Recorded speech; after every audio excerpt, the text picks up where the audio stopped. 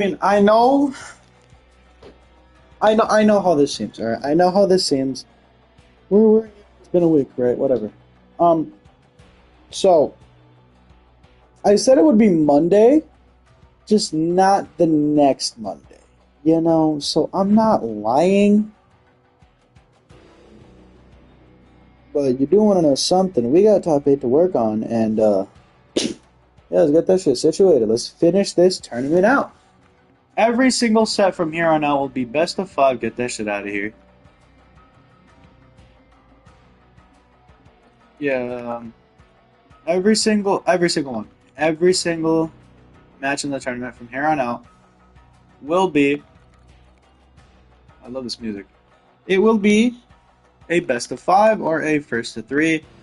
I'm gonna have to put you back at the bottom. Actually, no, I'm not. This makes me so much more comfortable seeing Brent over here. Um, Ash Arcadia, Thatch for Raza.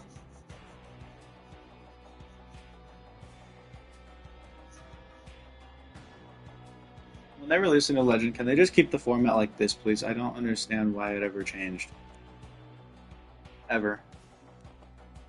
Also, the fact that like I'm one crossover short of completing that bubble is pissing me off. Luckily, I'll get it with the next legend, so there's that. Anyways, let's get this stuff done. And I mean, who better to start with than the defending champs? Not who you're seeing on screen currently, but they're going up against a top level team.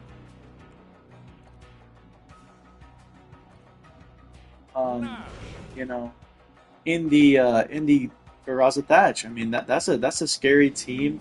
They're back in the top eight once again, and they'll still have at the very worst uh, a fifth place, which I completely forgot to do this.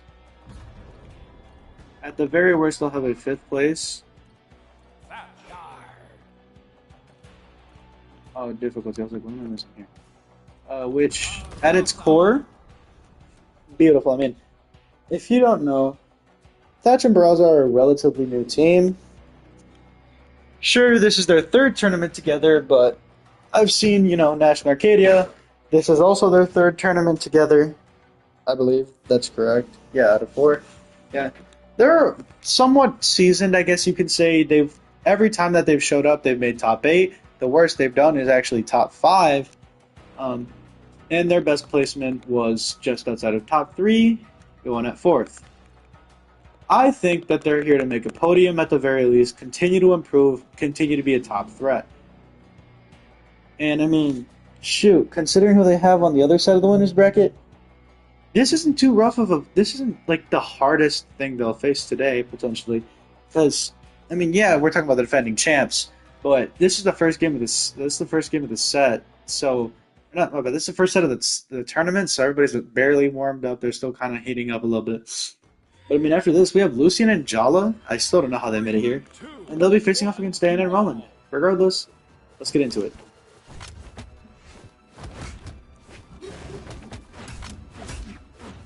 So currently we have Barraza on that axe. Thatch immediately one of those blasters. And I mean, we're seeing right now, Arcadia is still weaponless. Hopefully that'll change soon. She seems to be taking a massive amount of damage. Really just being put out overall by the duo, which, oh, good recovery there. I mean, there goes Arcadia's stock. This could be potentially, no, not yet. I'm going to say there's a chance at this being Nash's stock, but not yet. I mean, right now, this is just not really good for the blue team. They're not really looking too good this early. You know, Thatch might be the most damaged on their opposing team, but that's kind of the standard. You want Thatch to kind of be the first person to make final stops if you are the blue team. As the red team is probably going to go down 3 stocks here. They do. And, I mean, ultimately, this might be their demise, as here comes in Arcadia. Finally, Thatch loses his stock, and so does Barraza. We see a double KO, no 2v1 opportunities, no cheese stock, nothing like that. And immediately, we're going to see these blasters hit Nash very quickly, and then just Arcadia haunting like the ghost of Christmas past, currently just haunting Thatch with this greatsword. Of course, he picks up the blasters, and now we're actually going to see, for the first time in a little bit, double blasters. And I don't say that like because there's not a lot of like double blasters teams, but usually Barraza, oh my god, Barraza and Thatch, oh what a recovery there from Arcadia, what a reversal. The ground pound, this potential kill here. They could get a good 2v1 opportunity. They don't. Stocks are tied though. 3 stock straight isn't bad. Arcadia, very, very damaged. Definitely don't want any warnings. Double spear comes out. That's what these two are known for. And it's going to be a double KO to completely take it away. And I mean, now it's a reverse 3 stock chance for Nash as he's trying to take out Barraza, which bit of a tall task. Character with 7 defense, 8 base. I mean. I'm used to playing him at 7, but yeah. Oh, good stuff there, good stuff. Nash opts for the hammer. Side light, trying to figure out how to end this quick. He needs to take that Thatch stock while not taking too much damage. And I mean, he's failing at that not taking too much damage part. And that recovery will 100% secure it. The blue team will go down as the red team of Thatch and Barraza. They're starting off hot. They're starting off energized. They're starting off great.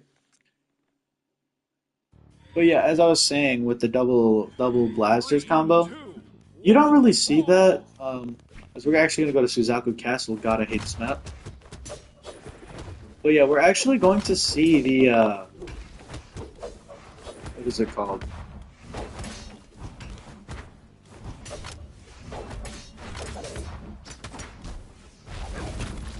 I'm having a brain fart moment. So we're going to see Spear and Hammer on one side, and then on the other we're going to see Sword and Axe. With the double blasters thing that I was mentioning, now that I can finally remember what I was talking about, yeah, even though Barraza and Thatch tend to have, like, you know, they're 2 legends with blasters, it typically ends up being a pattern of one legend has blasters and the other one has the other weapon. Like right now, blasters and axe to, I guess, cover more space. And then, oh, good cider, perfect spacing too. And light, side super, oh, good damage there with the team combo.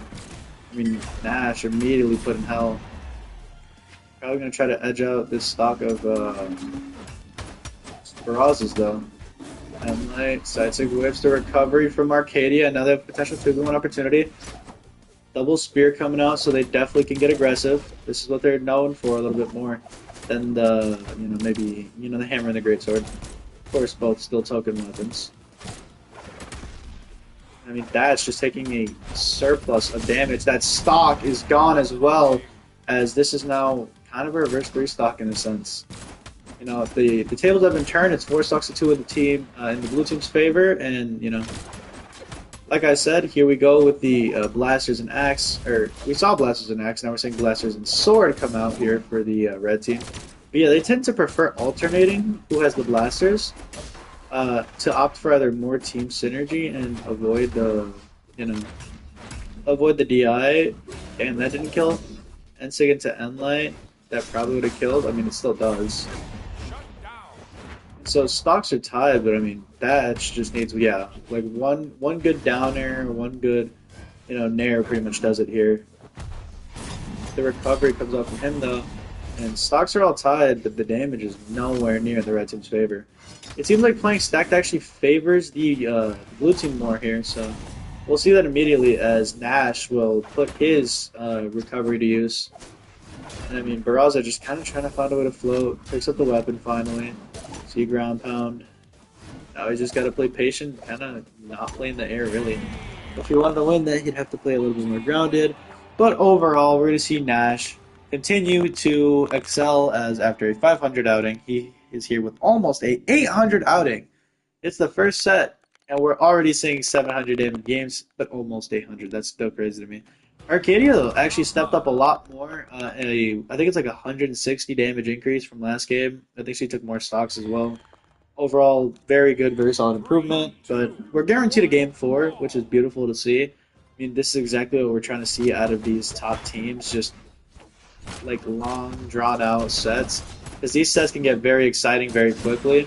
And yeah, look, blasters and sword. I don't know what it is, and I mean, it's working. Nash is already in orange, and that's the higher defense legend on the blue team. A couple siders coming out. Now we're starting to see Nash put the hurt on the Barraza. Oh, little interesting combo there. And yeah, I mean, blue team, albeit safe and kind of, evening up this damage, it's still a little risky here. Could get the recovery, but Thatch with the reversal. It's the Light trying to outspace. Oh, the sides eclipse. And Light. Oh, the side was interrupted by the side light. I mean, Barraza's axe is just playing incredible here. Good ground pound. Oh, the downsing interrupt. Not enough yet. This is fairly even despite, Nash being so far behind in terms of damage and health. Oh, what an interrupt and the KO! My goodness, man. And Nash is soon to die, too. This is rough for the blue team right now. I mean, that's just knowing, perfect placement, perfect answers to everything that the blue team is doing. I need an interrupt from my teammate. I need to get the KO. I got you. And we finally see Barraza lose that stock. Thatch almost in that KO range that, I mean, Nash is exactly in. And, I mean, this sword is just incredible. The side sig, and I don't think she has enough. She doesn't. And it will be Arcadia to fall to her final stock first. As it actually kind of becomes a double KO because Thatch immediately went for the KO onto somebody else. Nash, my brain. And we see the three-piece come out. Thatch now back on that final stock situation. The recovery whiff, unfortunate there. Kind of waiting, both not really trying to be super aggressive. Trying to just play it out a little bit more patiently. This is not working, though, as it'll actually be the red team with an advantage. Not only a stock lead, more than a full stock lead, but it'll also be the amount of damage that this blue team is taking right now. Arcadia cannot afford any more hits. She's just got to, they got to put this pressure on the Thatch more than anything. They're putting a lot of pressure on a Barraza, which fair enough. I mean, he's got the extra stock, so it'd be nice. But if y'all really want any chance in hell of winning this, you have to start putting damage, if not completely take the man out. Thatch cannot be on this board. One good sider in the right direction could really just send the blue team spiraling. And it will actually be Barraza's sider to come out first, as he will take both stocks, and Barraza with an explosive game. Thatch as well can't ever deny what Thatch was doing. Arcadia with a full leap here, 654. Seems like they got some Nash, but Nash still a pretty solid game. He kind of still pulled his weight. 400 damage. Of course, it's not the 600 that everyone else was putting out, but it was good damage. As Thatch and Barraza take a 2-1 lead over the blue team here. Now we're going to see the blue team become the yellow team. First change already. I don't know why the hell they made these changes. It would be so much better if we could just pick our colors in tournament, I don't get why we can't just pick our colors in fucking custom games. Or in Couch Party. It makes no sense.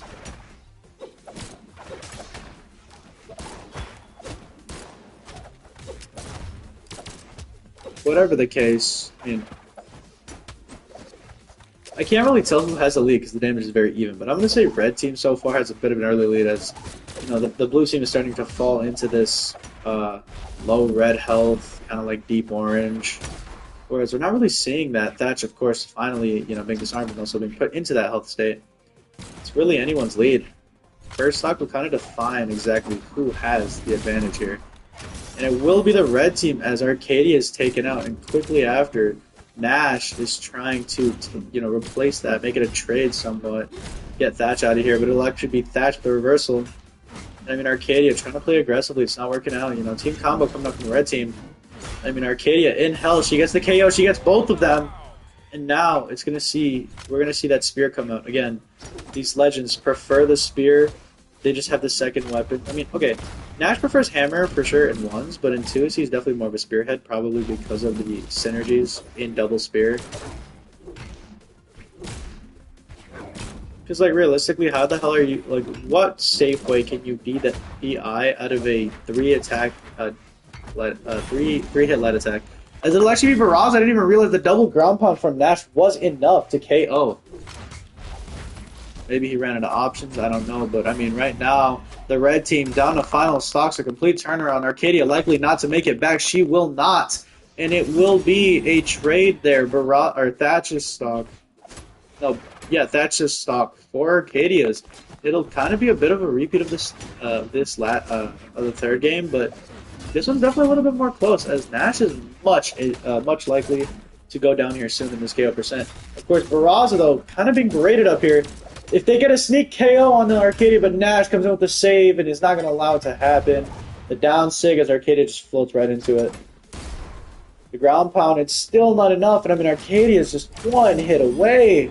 Arcadia falls, it'll be Nash who lives. He'll go down to final stock in a 1v2. This is very much possible, but how will he do it? The double blasters definitely does not help. They can actually just lock him into end lane. Oh, and this. I completely forgot that the legends literally just sit here and do this. Side air! I mean, this is just annoying. This is actually just irritating. Why is this in Brawlhalla? Oh, the down air, it's not enough! Wait, he might be looking for something. He went for the recovery? What the hell was that? I don't know, Nash croaked, I guess. See, if there wasn't that glitch where the bots decide to fight instead of pick up weapon, I think that the bots should have a behavioral program, personally. That would make this so much better. Because if the bots had a behavioral program, that would actually make more sense. Like, in hard, they play smarter. Their behavior becomes better, you know? Whereas, like, in easy, they're pretty much brain dead, right? And in medium, they kind of play how, like, they should play here and other stuff. But whatever the case, Nash and Arcadia are in the losers bracket. The defending champions will not be making the winners finals since having formed. But it gets even crazier because Lucian and Jala, newcomers, are all of a sudden here to potentially take the throne. And I'm so happy that I did this. I bought a skin for Jala. I'm so happy about it. This skin's sick as fuck. Not only that, but they'll be facing arguably the most difficult team to face here, you know, in the winners bracket. I mean, just probably the toughest team to face now overall, as they'll likely be the ones to be favorites since they take out not only the number 2 seed 3-1 convincingly, but you know, they also may have made grand finals prior to this. It is going to be Lucian and Jala, and they'll be facing off against Diana and Sir Roland. This is so weird to me because I hate Lance, but I also hate Sword, and I hate Sword so much more because that weapon seriously needs to be nerfed. I don't get why they made a hitbox buff to that weapon. That weapon deserves nothing. But, you know, I can't say anything. It's so easy to, like, play Sword, too. It's literally just side air, D-light, and then, like, side light, really. Like, even at high levels, when I see people play Sword, it's just side light spam. Kinda. Like, if they're sure they can get a punish, they'll probably go for side light because it's the easiest way to get damage, unless, like, it's like, completely clear and obvious that you should go for a D-light. Regardless, though, blue team right now is actually going to be the one in deficit, as, you know, Jala pretty much hasn't gotten hit that much at all. I could have just commentators cursed her. But Lucian, having barely been hit, really, as well. Lucian a little bit more damage, starting in that orange now, for sure. But, yeah, the red team's just holding, or I guess now yellow team, is holding off the blue team very well. The Lance of Roland didn't do anything to really, like, affect the game too much, and these blasters coming up from Diana are kind of just to keep her safe more than to play super aggressive, because she's just getting punished for anything she does. I mean, they're trying to double up Roland as Diana just spammed a down sig there on the top of the stage, or on the top of the screen. No, don't really see why she did that. Ground pound. And we will see the Nair as Diana will actually live long enough to take a KO and keep the game somewhat even, as, I mean, Roland in orange is pretty much Roland in yellow. Roland in red is pretty much Roland in orange. And that KO will finally come out, and Speedmill Jala putting that axe to use down air. Decider will definitely KO Lucian. Gets a little bit of extra credit onto Jala. And, I mean, Diana just immediately applying this pressure. Lucian goes over to alleviate.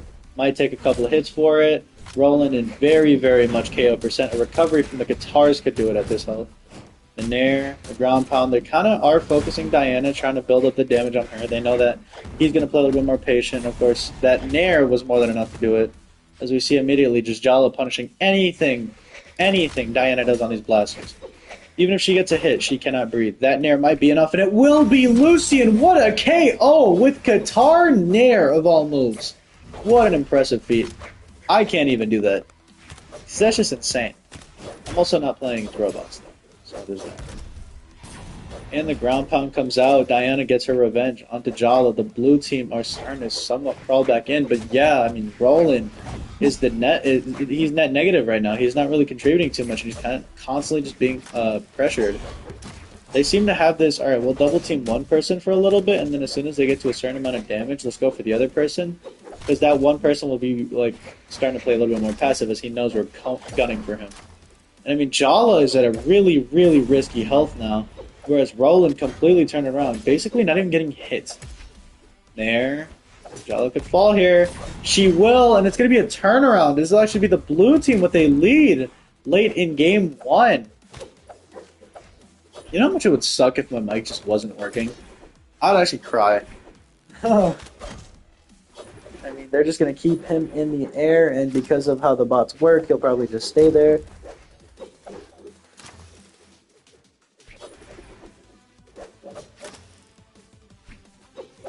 Again, I don't know why behavior isn't a thing.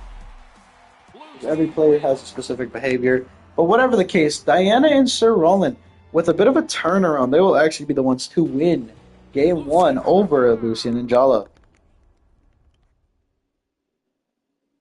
If I see Diana and Roland versus Thatch and Barraza, I'm going to be so disgusted because I wouldn't know what to say.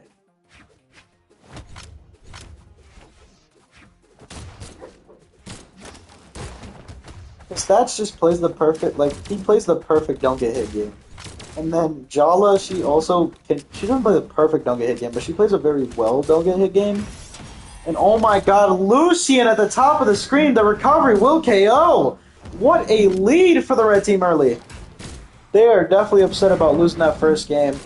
And I think that, I think more than anything, Lucian is fired up as he's a lot more, he's playing a lot more aggressively, of course, not dumb, he's not playing stupid. Their recovery doesn't KO because it's Roland. The N-Sig, that's more than enough on Diana. Diana's on final stocks. Not even a minute into game 2. Saturn not enough to ground pound. I don't know what Jala's doing over there, but she's doing something. Trying to keep Roland in the air, the Nair. And the red team still not even in the red in game 2. Now finally Jala falls into that category. But at the same time, Diana is soon to lose her stock as Roland finally loses his. The recovery, oh, it fell, but the recovery from Jala to cover the options, and Diana is gone. It has been a minute and 20 seconds of the game. Diana is completely gone. And that side sig might be enough. Nope. Not enough just yet. But I mean, Roland's fighting a downhill battle here. All this does is kill his momentum. Shit, this is crazy. 4 minutes and 20 left on the clock, nearing that 2-minute mark, but it just does not matter. I mean, that's just insane. That's just insane. Lucian finally taking that second stock of Roland. I mean, there's just nothing he can do. Like I said, he's fighting a downhill battle. The only thing he's going for now is, I can't let them do stuff. And I mean, that almost might happen still. Lucian's the ground pound from heaven sends that boy smited all the way to hell. We're guaranteed a game 4, and I mean, Lucian with an incredible explosion on Diana pause, because that will secure them game number 2 in a very quick victory. 2 minutes. A 2-minute game. That was a great bounce back from Lucian and Jala, and I mean, if they can continue this kind of momentum, they can 100% see themselves moving to Grand Finals. Which will be really funny to me if this the red team wins, because that means that we have 2 very similar archetypes. Albeit it's not a double weapon type of archetype. It's the fact that we're having a high defense, kind of like a bit of a weirder version. Oh my god, the ground pound comes out. Roland is gone. 30 seconds into the match, Roland has lost his first stock, and once again, the red team nowhere near as damaged as the blue team is. Ground pound, side air. Good spacing there as Roland is actually juggling Lucian. And Diana's trying to get in there, but, you know. Actually, it's going to be freaking... Oh my god! What was that? The D-like ground pound into a second ground pound into a fucking whatever the hell Jala did. I think she did a down air into a recovery. What was that? How? Why? For what purpose?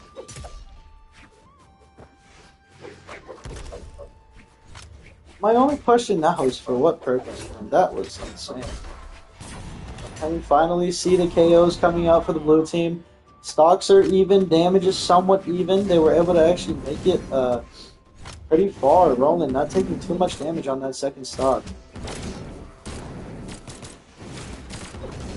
Now we're starting to see these things become very even. Roland hunting down Jala right now in very rapid succession. It seems like, you know, Jala could be potentially losing her stock here soon, but it's actually going to be Diana. As I wasn't paying attention, Lucian just just giving her the work. She's gone. She's on final stocks. Down air. Oh, tried to go for another cheese. It didn't work out. The down airs again. Sets up the ground pound. We really only need like one good side air to the right, and yeah, Roland will probably fall here. Jala though, she's somehow alive. Wonder how that will work out. Yep. And we will see the trade. Very, very good response there from Lucian. Very good reactions. And immediately going back into it. Diana in major risk of losing the game here. And it will be Diana falling, and it will now... It'll have to be on the back of a Roland 1v2 here. A reverse 3-stock. Very much possible with this Lance because of the fact that Lucian, if he falls here to a good side air, he could 100% be seeing his teammate fall soon after. Of course, though, these guitars are just ripping this man, what's his name? Roland apart right now. And the down sig from Jala will secure game 2. I mean, that is beautiful. Beautiful.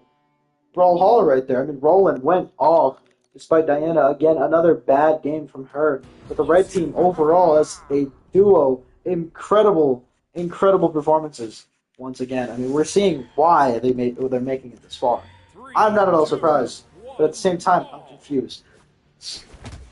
Why is it that this is literally just the worst version of Thatch and Bros in my eyes. Because Baros is a genuine tank. Thatch is a mini tank. Or not, my bad. Thatch is a glass cannon. Jala is the glass cannon. And Lucian does not have the KO potential to be a tank. He's more of a mini tank. But he's really fast in respect to not killing us as fast. Which I guess is nice because that means that Jala has not only a, you know, hyper aggro purpose with an anchor behind her, as we see there, the side will take Diana out. Once again, Diana just not getting hot. She's completely ice cold so far. Not really much of a good performance. I mean, right now we're seeing it. Once again, the recovery is dodged, but the second recovery, Jala, what an option response. He knew that he was going to use his dodge on Lucian, so immediately she goes and acts upon that. Oh, the recovery. Saved it at the end, so Diana's, you know, side sig will kill the side air, will send her far. And yeah, unfortunately, Jala will be falling here. But I mean, they have damn near a full stock lead with some extra credit of damage. And it's just continuing that side sig. Diana all the way to the right. We could see something happen here. The recovery, no, it's burst there. As it'll actually be the red team being split up. This is perfect opportunity for the red team to capitalize on Jala's low defense. The recovery will disarm. It will actually disarm both as, I don't know what the hell Diana used, but she disarmed Lucian, and they're both floating in the air right now. The red team finding an answer to what was a the blue team finding an answer to what was a very, very bad start once again from Diana. She's starting to pick up the heat. She's starting to understand what really needs to happen here. And I mean, I would honestly say Roland has been more of that MVP caliber legend. At least this tournament, he definitely has a higher case. Nash, so far, I'd say, is, again, top 3 in MVP, just because he's insane. Just doing really well. Obviously, no surprise. Thatch and Barraza are both up there. I would honestly put Thatch over Barraza once again. Because sure, he'll have his off games, whereas Barraza most likely won't. There goes Diana, but Thatch just more consistently outputs damage, outputs KOs, performs incredibly well, just doesn't get hit. And I mean, in terms of Lucian and Jala, it really could be Jala. It's a 50-50 coin toss, because like, I haven't really been paying too much attention to Lucian because, one, he's not the explosive legend, so that kind of gives a little bit more bias towards Jala. If they take her out here, though, Lucian could 100% have an explosive 1v2. Nope, Jala says, hell no, we are winning this right now. Takes out Roland. And now we're going to see who will be taking Diana out. No dinner. Because, I mean, you're going to have to fight through two pretty much perfectly clean stocks, and I mean, that might just cement it. And it will, as I think Diana just said, alright, there's no coming back from this. And once again, Jala, these high KO, high damage games. Like I said, she is really, really, really working on that MVP case. I might have to put in an anchor of the tournament. Or like best supporter. Because I think I might just call it the tournament anchor. Because like that's just crazy. I mean, Jala, incredible. But, like, you can't discredit what Lucian is doing on the back row. What Diana did in this game, at least, comparatively to the rest of the games, she definitely felt. But, like, seeing what, Reno has been doing for Queen Nai, the reason I mentioned them is because they are directly next. They will actually be the next set. Yeah, fuck with Core and Patrick being a red more. But yeah, it will actually be the next set. It will be Core and Patrick facing off here against Nai and Reno. And I mean, oh right, Queen Nai and Reno look threatening now. All right, okay, fine. I'll put them in. I'll put the teams in blue and red. All right. Whatever the case, though, I mean, Queen Nai and Reno are such a very, very cool team to me because when you look at it, if you don't know, Reno used to run it with Wushang, or I call him Rano because I use that skin instead. Rano was kind of a fraud. He had one really good tournament, and then after that, he couldn't replicate any kind of success whatsoever. So the team ended up splitting up, right? Because I was like, all right, yeah, I gave y'all your time in the spotlight. Y'all haven't, come back since. And then immediately we see Queen Nai and Reno, a team that we're talking about a team formed that neither have actually made success after that first tournament. And they came together and have made top 8. So they'll definitely be returning, as I promised that to every top 8 legend. But they won't only be returning, they'll also probably be succeeding just as well as they do that right now. But I mean, the way that I see Reno anchor for Queen Nai and be that consistent high output player, that's what I'm talking about when I say anchor of the tournament or tournament anchor, DPOI. It's like the DPOI. It's like he protects, like if there's like an anchor, or if it's not like a team synergy. It's like obviously every team has synergy, but some teams literally focus more on getting team combos done rather than like anything else. And for those teams that end up, oh my god, Patrick is low. That's side 6 sent him so far. Yeah, we see obviously, Queen Nai very, very aggressive. She's a tank. Reno, fairly high defense. Side light Sair. Side 6 might be enough because it's Patrick. No, it will not be the end of Reno's first stock. But I mean, the way Reno covers for Queen Nai is so well.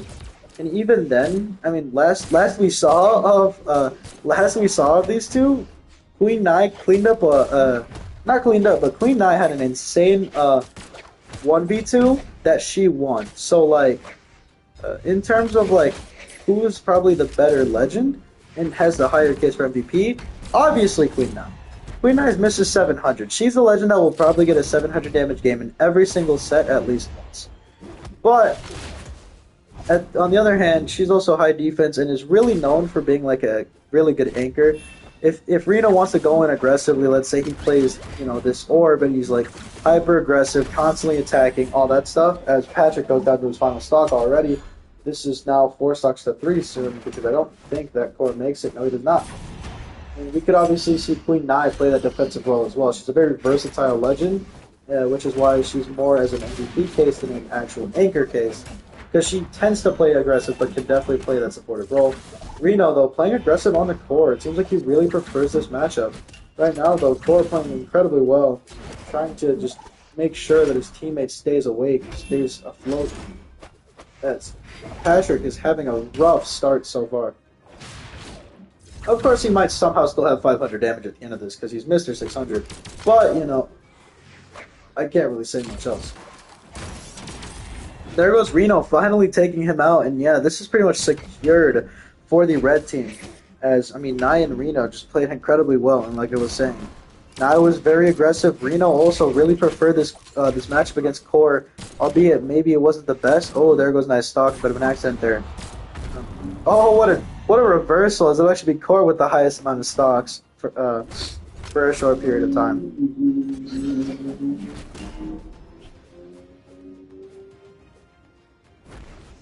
This is such a stalemate because it's like, what do we do? If we would have freaking recovered there, that would have been beautiful.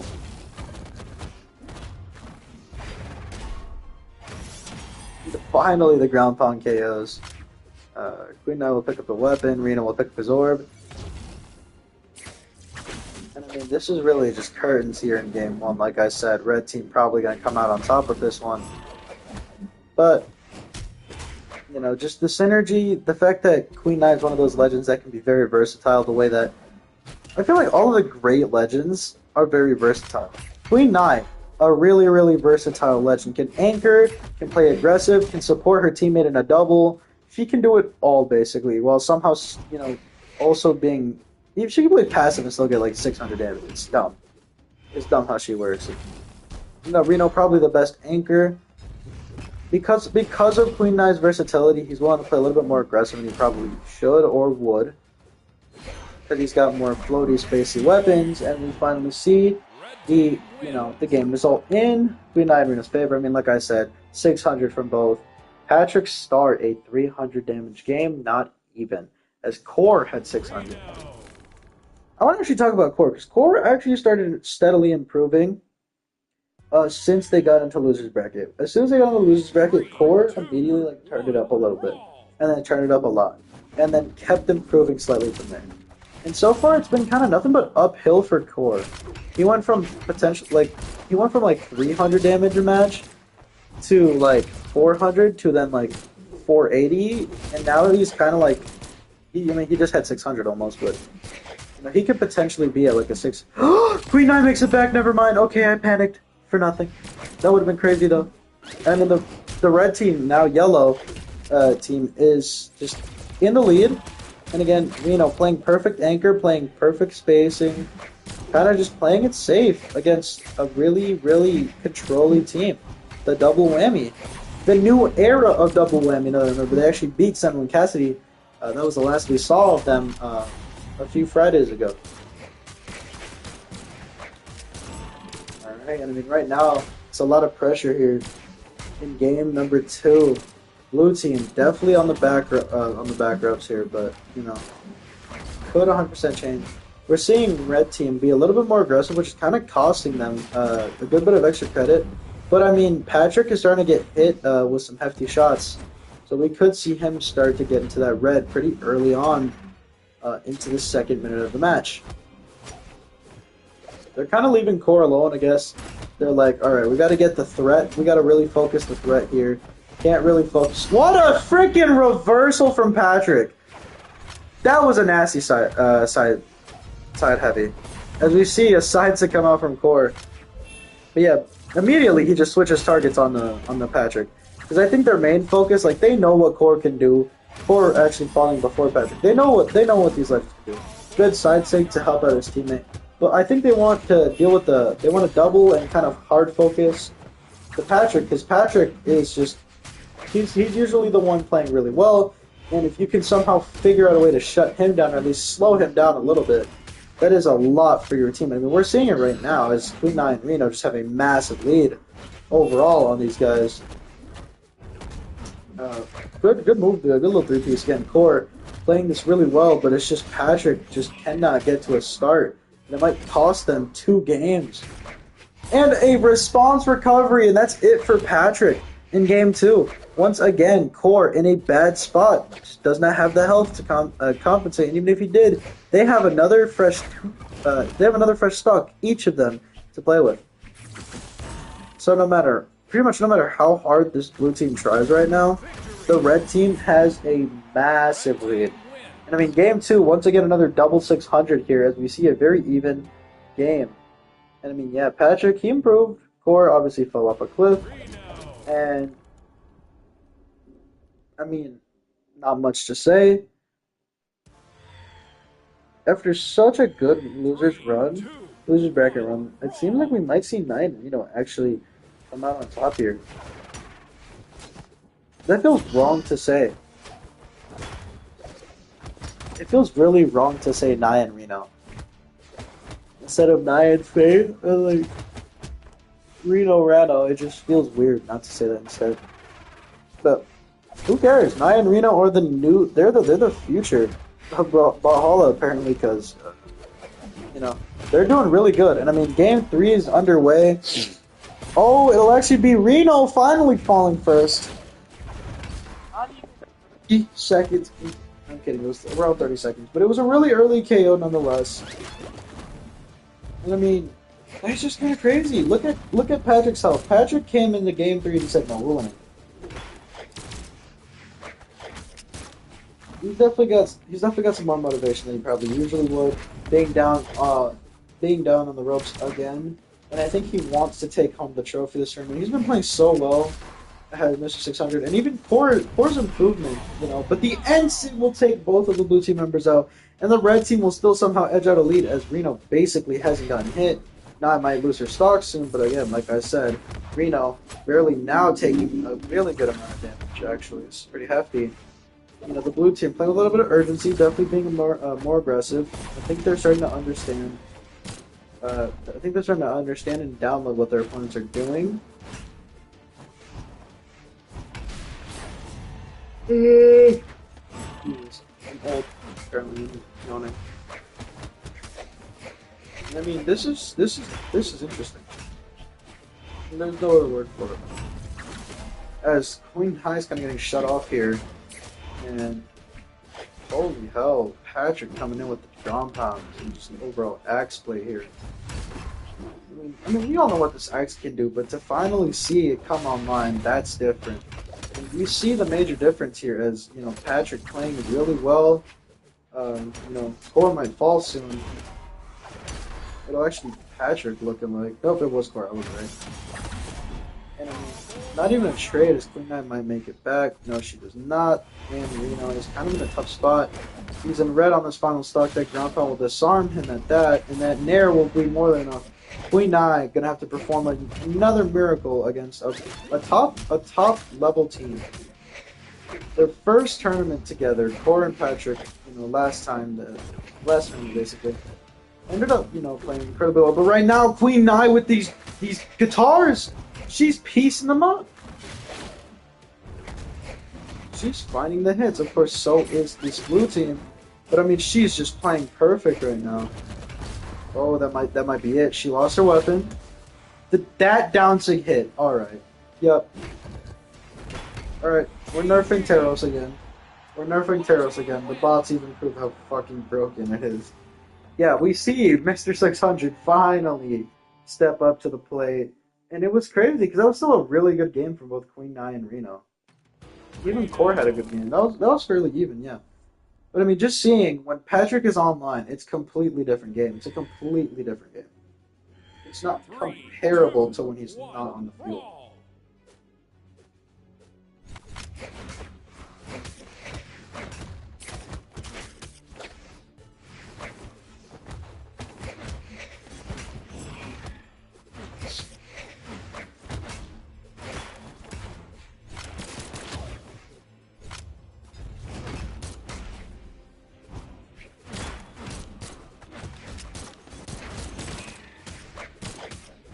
Not much to say so far. Reno and Patrick going fairly even. whereas Queen Nye is actually losing the battle to Core. And, I mean, what a setup there. Just perfect team play right now. Seems like the blue team is finally starting to figure it out, starting to fully piece it together. We might see our first verse 3-0. I might have just jinxed it, but I don't care.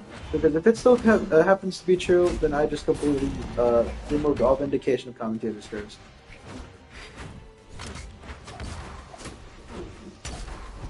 Cider, maybe, just maybe.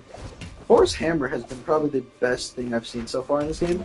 I know it's only been a minute, but I mean, just this man's spacing, the way he's playing, you know, he's not even like super aggressive, he's just countering everything.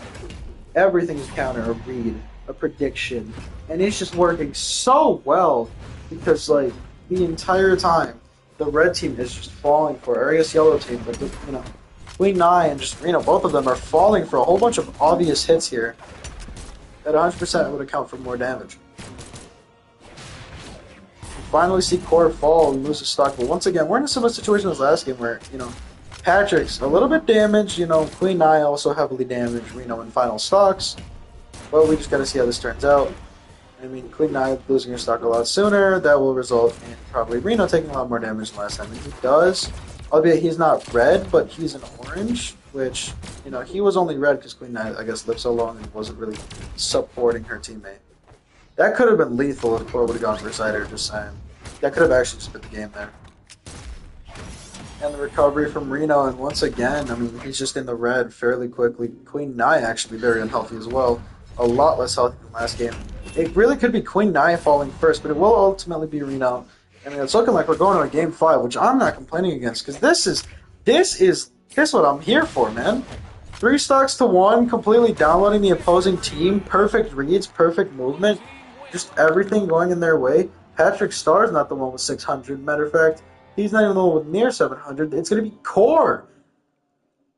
Core's playing so well right now, man. I mean, Queen Nye and Reno just starting to fall apart, starting to slow down.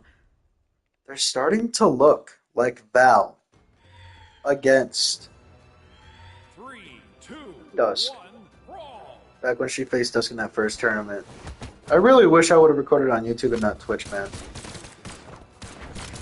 Like, seriously, that was such a beautiful tournament. I really wish that I didn't record it on Twitch. Because I don't know how to save streams on Twitch. If I know how to save streams on Twitch, I'd be streaming all of these on Twitch.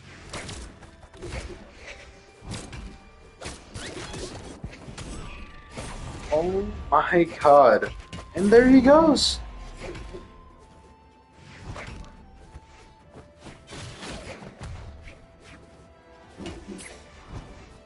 So far, fairly even. Red team does have more of a deficit if you ask me. Not because of the damage or anything. Because, like, both of the people on 2 stocks are unarmed. But I'd say red team has the disadvantage because, sure, Patrick's a little bit more damage, but Queen Nye could 100% die a lot sooner because of, you know, Patrick. And even Core. Core's 7 power legend, you know? Or 6 power legend. He's nothing to scoff at. That recovery will finally take Patrick out. And that Ensig, not enough. Maybe one more. She goes for it a bit early. That recovery will 100% secure it. And the red team actually with a lead in game 5. The Cider might be enough. Nope, Queen Nye will make it back. She gets the Cider to make sure she doesn't get hit. The downside coming on to Reno. It would have been a lot better if it didn't kill him and rather killed his teammate. You know, Queen Nye there. Because he could hold on to this, like, facade 2 stocks. This faux 2. But, I mean, right now he's playing really well against Patrick. Patrick. Oh, that side sig. What a preemptive. They need to start putting damage on a Core. This is another situation like Jala, Lucian, going up against Diana and Roland. Like, they really need to start applying this damage onto the final stocks legend. Because that's what the blue team is doing, and look who's like, potentially going to win this. Despite one team having 4 stocks and one of those players being on 3, that could easily be dismantled. I mean, this is bad.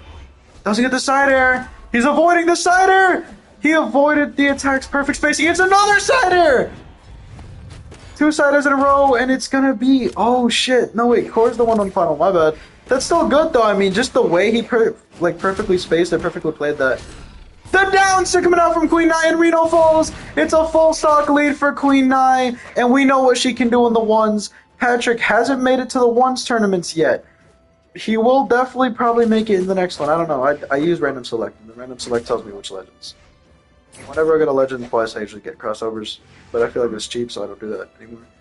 Regardless, though, Patrick's star is currently down a stock. Can he pull a Taros and just clutch up in the final moments? This is going to be tournament bracket, tournament set. It's all over. Queen Nai and Reno in the 11th hour. It'll be Queen Nai pumping out as much gas as she can to win the game core. Dead in the water all game. Reno, incredible, but he had one KO this game, and it was the most important KO he could have gotten. In a 1v2 situation, he was the one that was the most aggressive, and it cost him his life at the end, but it got Patrick to that final stock before ever getting to a better position for the blue team. And because of that, because of Reno resetting Patrick to another stock, making that time that it takes for him to get back in, getting Queen Nai to get in and deal a bit of extra damage. If it wasn't for that, I don't think the blue team would be the one that lost here. I mean, I know Patrick's upset. He didn't even get 500 more than... He only got 600 once in this set. Definitely not ready. But, I mean, that was cinema at the end there. What a performance from the red team. They will be moving on to face Diana and Sir Roland, so that'll be a tough-ass matchup. The winner of this will be facing off against National Arcadia, which, again, tough-ass matchup. But, I mean, Bryn and Amethyst, our number 2 seed. Now, this is crazy to me for one reason. Alright, y'all want to know my reason? It's a very, very funky reason, alright? So here we have Bryn and Amethyst. It's the other team. Never mind, we're putting red team to do this. No, yeah, Bryn and Amethyst red. I like Bryn and Amethyst red. Alright. The reason why this is so scary, in terms of Bryn and Amethyst, is because they're the number 2 seed. And if they win, they have to face the number 1 seed. Which means there's possibility that there is a genuine possibility, because we saw the reset, there's a genuine possibility that we have a new champion.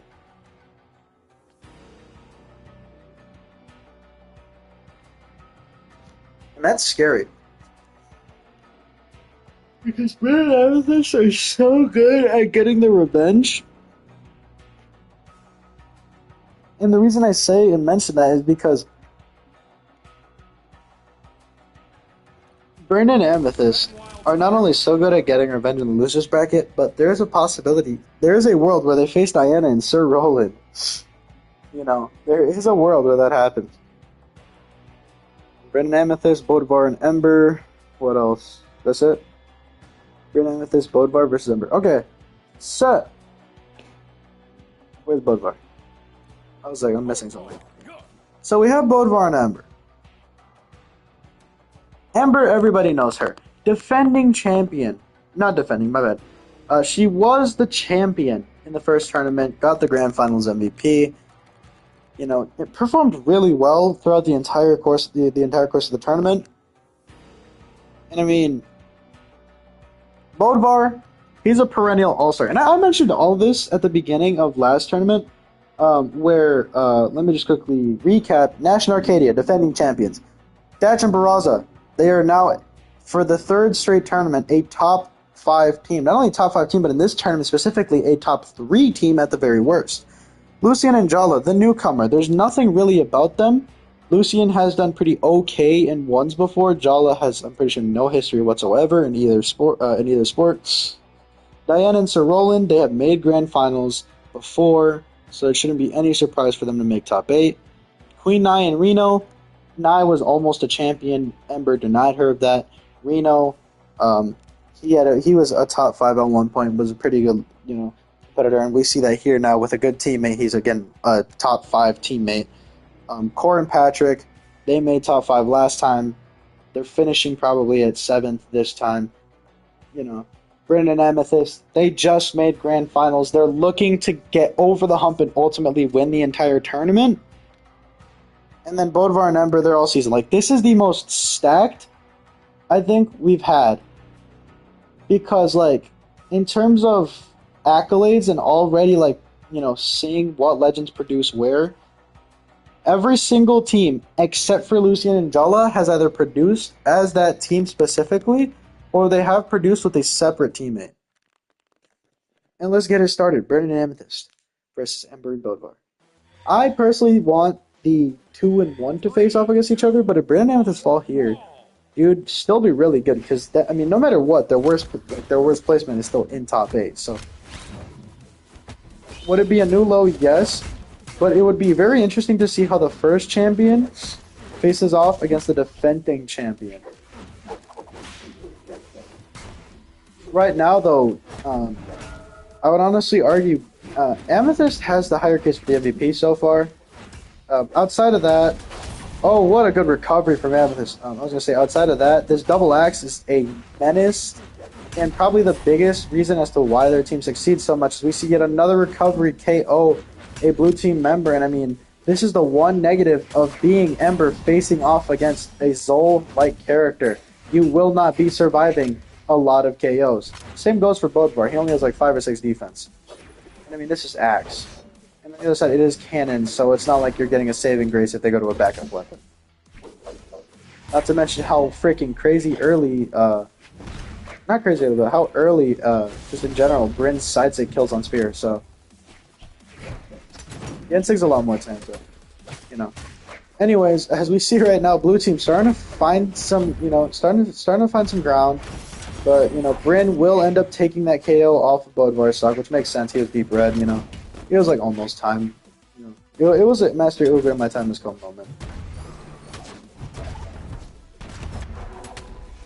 Good down sig there. And I mean, right now, we're just seeing exactly why the red team, or I guess right now, yellow team is, like, in terms of discussions, the favorite for this tournament. Not only the favorite, but also just a top team. We're seeing why they're a top 8 team. That double axe comes out, it's nasty.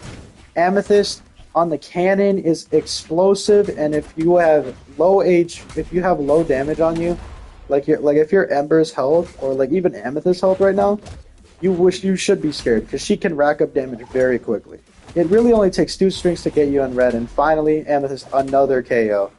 We see Bodvar finally fall here in game 1, and I mean, Ember couldn't really do much. In general, nobody really could do much against Bryn and Amethyst, in this game at least, and also just throughout the tournament. Is that it? That will be it. Bryn and Amethyst take game 1 very fairly convincingly. Very, very convincingly. We see, obviously, Bryn do what she do, high damage games, tends to also have the KOs every now and then, but high damage games is exactly what she's known for. And I mean, that's just the essence of this team. Bryn, if I go back and make an tournament anchor for every single tournament, Bryn would 100% win the tournament anchor for last tournament, because like this, despite having not only the best support and the MVP, it was Arcadia overall that like clutched out, in grand finals. But just the way that we saw Amethyst and Bryn play leading up to the grand finals was insane. It took Arcadia going from I think it was 450 damage games to 600 damage games, 600 damage game, 550, 600, in order for them to win that set. While Nash was a little bit behind. Right now, though, it's definitely a lot more even. We're seeing a stock come down early. Of course, it's Amethyst. Oh my god! And just Bryn gets cheesed, gets outmaneuvered, and she is gone. This is even. If anything, it might be a lead for the blue team. It will be, or I guess yellow team, but I mean, Bodvar and Ember just immediately putting the hurt onto Amethyst. She can't really find breathing room. She goes to her final stock first, and now the red team has a lot more pressure to apply. Ember going out of her way there to just perfectly set up a 2-1 scenario, perfectly play out this second stock. the highest reach of a ground pound I've ever seen actually hit. Bodvar might be soon that KO damage. Amethyst starting to get into the red a little bit, and that's not good if I'm red team here. Because seeing her go to red health before Bodvar even gets KO'd is really bad. Doesn't get it, the recovery. Oh, he goes for the cider. She doesn't make it back. Forget might. She will not make it back. Blue team with a complete turnaround from game 1. And it was all off the back of Ember just having a really good outmaneuver game there against Brynn. That was incredible play. Dominating. I mean, that's just perfect.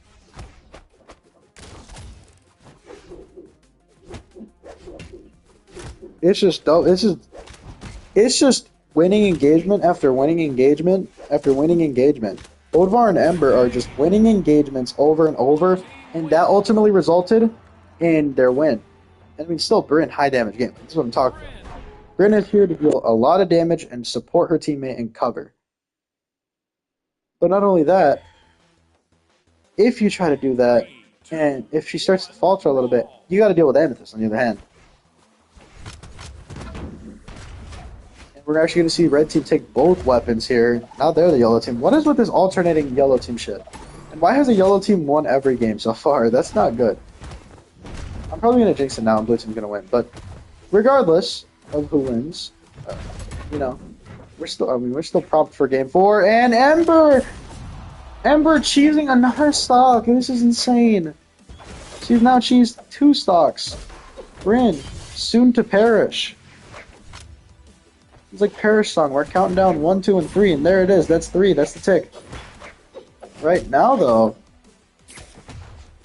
interesting little play here.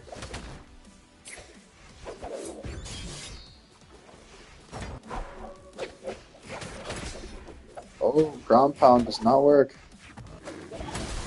Recovery will KO blue team in still a pretty big lead, but I mean Ember could easily be KO'd very soon. Yep, and she will.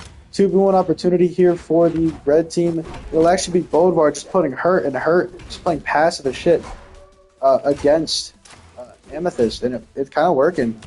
Not anymore though, as when Ember gets situated, the fights get a little bit more split, and Brynn comes back out and helps out her teammate. Then there might be enough. It will be. That there not going to be enough though. 100% no. Still too tanky. Amethyst just going up there to support her teammate as Ember is just kind of sitting and watching, trusting her teammate, as she's also kind of in that red scale, so there's no real reason for her to go up there and risk her own stock and lose their advantage. That down tick has yet to hit anyone, like ever. I think it hit one person in a 1v1 scenario, and that was it. Downer. And it will be Brynn taking that stock. Brynn now dominating. Here, she might lose her stock. Amethyst might lose her stock. Holy hell! Blue team once again equalizing and also getting that lead. Oh, that's not good. That's not good either. She touches though. It doesn't matter. Amethyst makes it back to side because she avoids it. The side here, and Brynn is back in a 1v2 scenario once again. What is going on here? A whole bunch of allies going out onto Ember. Avoids the ground pound because I think she didn't want to send her towards the stage, or further deeper into stage because she wants to make it there. So, oh, it's not gonna be KO'd. I mean, shit, she doesn't have the health. Yeah, the head recovery will do it. Brynn and Amethyst are on the back foot, despite Amethyst stepping it all the way up. And I mean, Brynn faltering a little bit, but it was overall just explosive play from Ember and Bodvar together. Once again, it's winning engagement after winning engagement after winning engagement. They're just winning their fights and doing more damage and producing much more than their opponent is, and it's working out because they have the number 2 seed and the heavy favorite, not heavy, but the top, like the favorite of the tournament in the back ropes. Bodvar and Ember have come such a long way from where they were in the last tournament and even the tournament before. This is an insane position to be in as a, somewhat fraudish allegations type team. I mean, Ember played with Zol, so she knows what Amethyst can produce. She probably knows how to answer him as well. I mean, Ember, again, she's top forward. she's made it to top 8 in ones as well, so she can definitely hold her own in a one-on-one. But I mean, that's still insane to me, in my opinion. Amethyst trying to alleviate this pressure. The clash, that side air will do it for Bothalla stop. I mean, the red team right now is just like, once again, the yellow team, it's every game. It's every single game. Right now, the red team, though, they have a slight lead. It always change very quickly. More than anything, they need Amethyst to live one. Like, in terms of what their negative has been in this set, it has been Amethyst just not surviving. It's not even about her winning engagements, because she's actually been holding her own in terms of damage. She'll just all of a sudden get put in a 1v2 position, even though her teammate is still on board, and then it's just losing from there. Bothalla loses his second stock. He's on final stocks, a minute and a half into the game.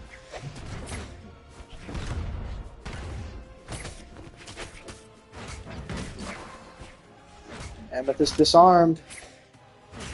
It's actually not that bad of a position for the red team to be in, as long as both Bryn and Amethyst die fairly at around the same amount of time. Fairly. At around the same time. If they die from the same attack, that would be like ideal positioning. Amethyst will actually fall. This is exactly what I'm talking about, though. Now, the red team with a massive lead as they'll both come in together. There's not really going to be much opportunity for a 2v1. And the side air will KO both blue team members. And now, I mean, it's 3 stocks to 1. Ember again in this 1v2.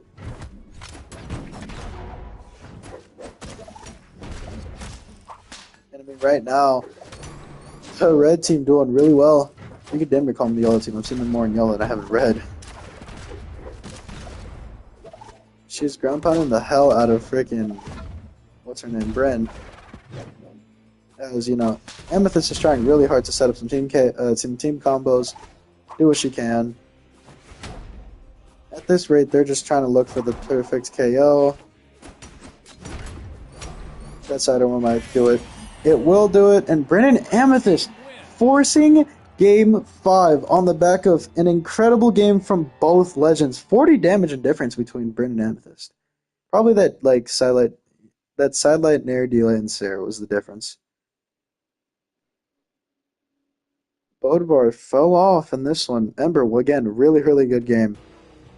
In terms of damage, not so much the KOs. I don't really have many expectations for this game.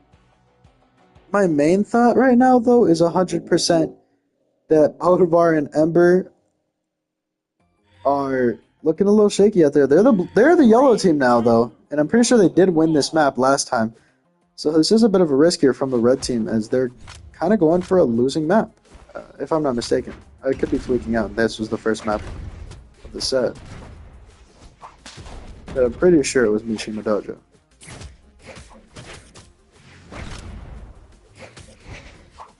And right now, Bryn winning her fight against... finally, the dancing hits! Let's go!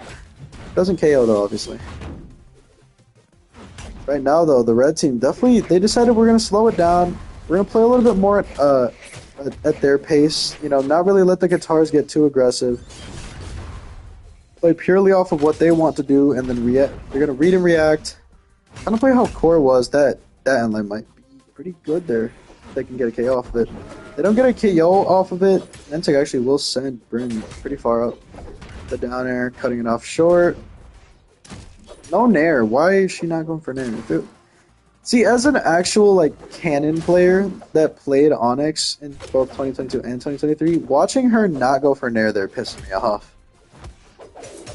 And then I'm like, oh wait, it's spot. Wow, he gets the KO. Better fact, red team's going to be the first team to lose a member. Ember might fall soon, but they'll actually lose both members before blue team loses one. Maybe grab on change that. No, it'll be the recovery, as that will actually fuck Bryn over. She takes a little bit more damage because of it. Seems like they're trying to focus the KO. More specifically, Bryn is trying to find that cleanup. And I mean, Bothalla is just perfectly protecting his teammate. This is insane defense right now from Bothalla. Protecting a teammate like Ember is not easy, but holy fuck, he's got Bryn all the way over right now. I think Emlight will definitely secure it. Amethyst finally cleaning that up. This is even, but for how long? you know, like, the damage difference is not negligible. It's very much a existing thing. We were seeing it. Bryn's being sent away by a Nair constantly. Whoever loses the first stock here likely will result in a major net negative. It will be the red team.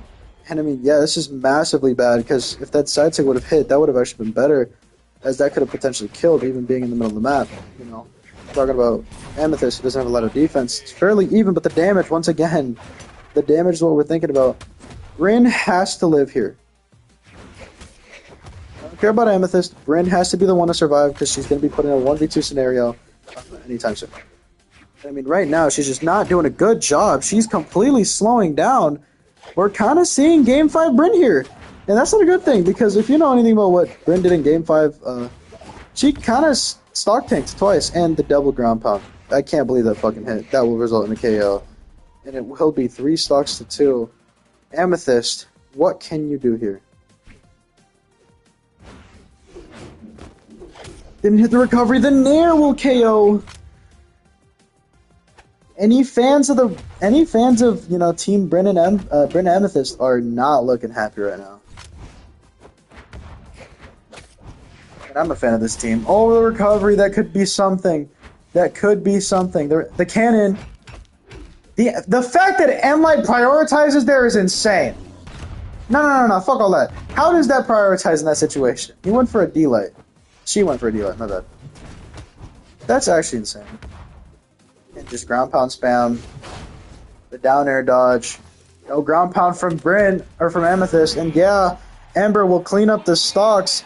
Bryn and Amethyst, the favorites of the tournament, are gone. And it's Bryn's fault. I fucking called it. 400 damage. That's well below average nowadays. No KOs.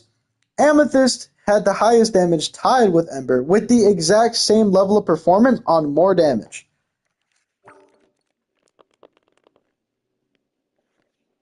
This is Bryn's fault. I just want to say that. I'm 100% faulting Bryn, because there is no way in hell that you're doing 470 damage and just taking hits after hits by Bothalla. Don't get me wrong, Bothalla is a consistent anchor. That's a crazy legend to fucking... That's dumb. Shit performance from one team. From one legend. And that was the difference. 200 damage. More or less. That was the difference. The only other difference is that, you know, one team lost and the other team won. So, yeah. Even though I'm hurt, I gotta give props to Bothalla and Ember for making it this far, because they're still constantly improving. You know, they're still moving up. So, and now they have to face the defending champions. Can they do it? I have no clue. But after seeing how they took out the favorites, there is possibility. There is definitely possibility. Especially considering that the defending champions have never been in losers bracket, unless it was in grand finals. So they're definitely not used to the longer grind, albeit it's only like 2 or 3 more games, but the slow grind of going through losers.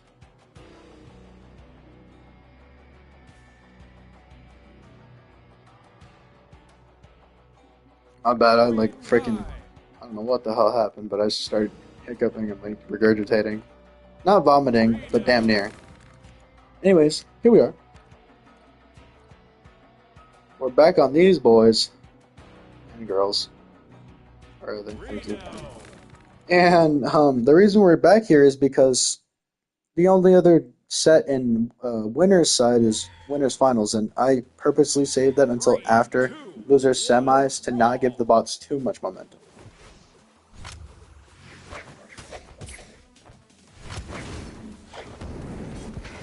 Because if a team goes on a loser's run like what the fuck Bothalla and Ember are going on, and then all of a sudden,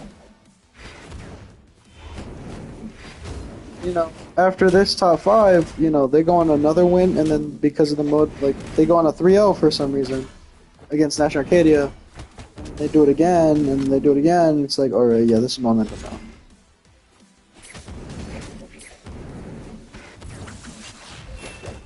We haven't had a single sweep, but the closest we got was what Core and Patrick did.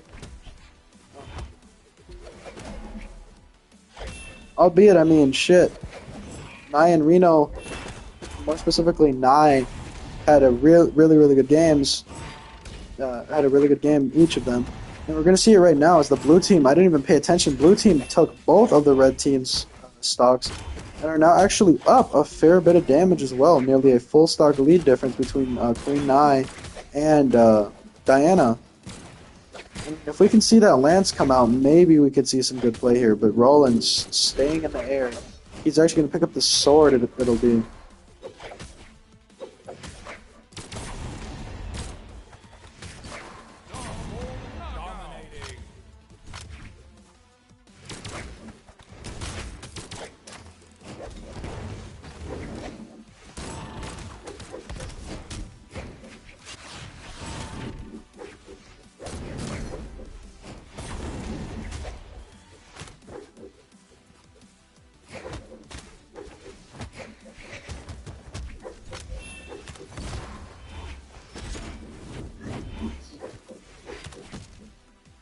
I'm just watching in awe right now. The blue team is up 3 full stocks, almost, on the red team.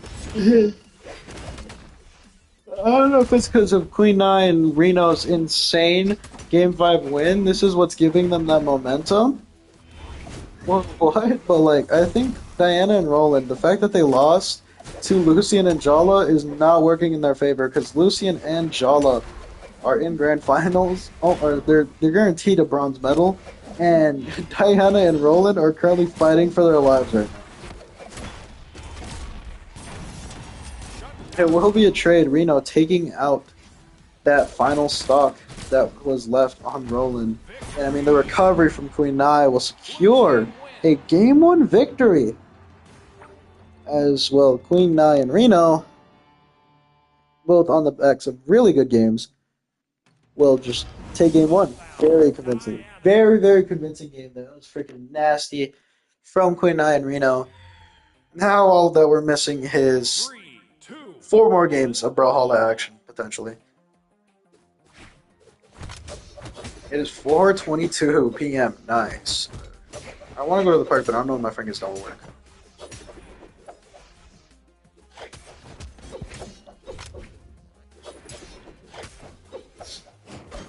Trying to think right now, ground pound. Reno will be the first to lose his stock. This is a complete turnaround already. The red team is definitely playing with a bigger sense of urgency. See, my thing is, if you're gonna have so many maps where a certain, where a certain team changes color to yellow, why not just have a selectable style called fucking team colors can change, bro? Because I'm tired of seeing red versus blue, black versus white, green versus gray, freaking team colors, freaking I'd love to see community colors be in, like, tournament. That would be sick. I'm tired of seeing red versus blue, red versus blue, red versus blue, red versus blue. I went to Xbox after somebody said that they have that as a feature. They were smoking crack. There is no such feature for in either custom or couch games. You can select the team color. Offline, specifically. And I count custom games as offline. What a freaking team combo! But unfortunately, you're down another 3 stocks. Yeah, the red team have just completely turned around what the hell happened to them, and I'm a fan. Because, I mean, this is like watching Miami versus Boston in 2022. Just blowout, blowout, blowout, blowout, blowout, blowout, and then Game 7 was insanely good. Regardless, though, we're just going to see the blue team just get its ass handed to them as, yeah, it's a complete reverse, a complete rebuttal to what happened on the backs of way less damage dealt, too. I don't know if that's kind of a flex or not, because that's KO efficiency. That much is a flex. But at the same time, that's also like, we didn't even need... 3, 2, we didn't even need to do half of what you did to win. And so... it's like a flex in a way. It's like, oh yeah, we just straight up destroyed you guys. Finally, after 5 years, we see both red and blue teams actually be red and blue. Let's go. That's so nice. So we have two blasters. We have what else? One orb, one spear, one lance, and one bow, and a lot of arrows. So this was a very interesting one because we're only seeing one weapon really mesh, and it's not on the same team, so it's not like we're gonna get into any DI issues or anything. We're watching, um, you know, two very different teams in the fact that one has a versatile, pretty much a hybrid of an anchor and an aggressor, mainly an aggressor because of her high defense. She understands she doesn't have to anchor all the time. Can definitely play more of a tanky role on the side, aside an actual anchor. And funny enough, they're going up against a full tank and DPS type of team, like a Phazon, Cody Travis and Phazon type team. Which again, wild to think about and say out loud, but it's the simple truth. It's also crazy how washed Phazon got after. I don't know if he just quit the game or what, but he kind of got washed after splitting from Cody Travis. That was really funny.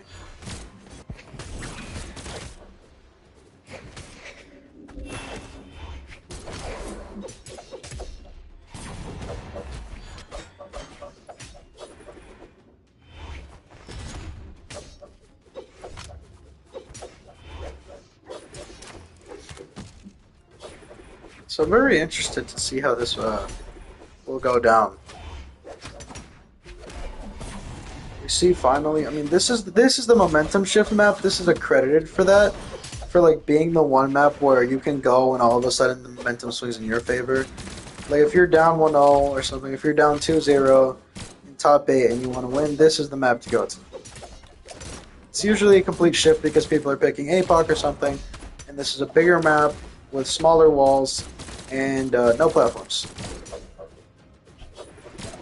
The thing to really key in on when it comes to this map is the no platforms.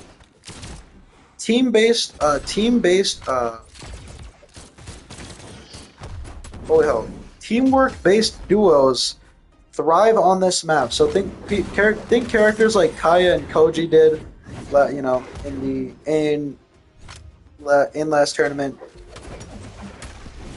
Teams like Nash and Arcadia to an extent, as opposed to Nai and Reno, who again, they can play this teamwork-based strategy. As Roland threw it away, but it's fine. They were going to lose anyways, probably. Yeah, Nai and Reno take the game, and Queen Nai once again 600. So far, no 700s from Queen Nai, which is very uncharacteristic. But I guess one, it's not exactly the best and most efficient way to win, and two, I think I've seen one from her. But as I was saying, two, Queen Nai is like, you know, you're facing some of the best out there. So if you're putting down 700 damage in a game against the best there is, the best competition you'll face, you know, that's insane. And it's really funky to say something like that because she's had a 900, 800, multiple 800s.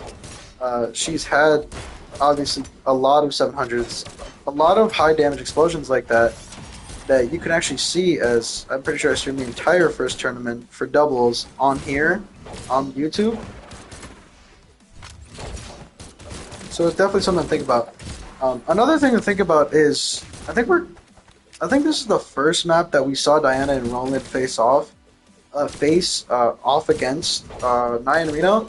So it's very interesting to see how much of a shift there is, because I mean this is looking like another we're up 3 stocks really early type game. Not like it's any surprise. Again, top team, but the real surprise would be Queen Nai and Reno not like overcoming this adversity. And that sounds crazy to say, but I think Reno should have died there. If Reno would have perished there, Queen Nai wouldn't be in this situation that could go dire. And so far, it's looking like that. Apart from that, I mean, Queen Nai and Reno are very different to what, you know, Queen Nai and Lin Fei have in 2024 as opposed to 2022. It's really weird to see how, like, Legends with early success didn't really get buffed or anything. Didn't really get any kind of support. Like, I don't think Reno really got buffed at all. I don't think, I don't think Queen Nai really got buffed at all either.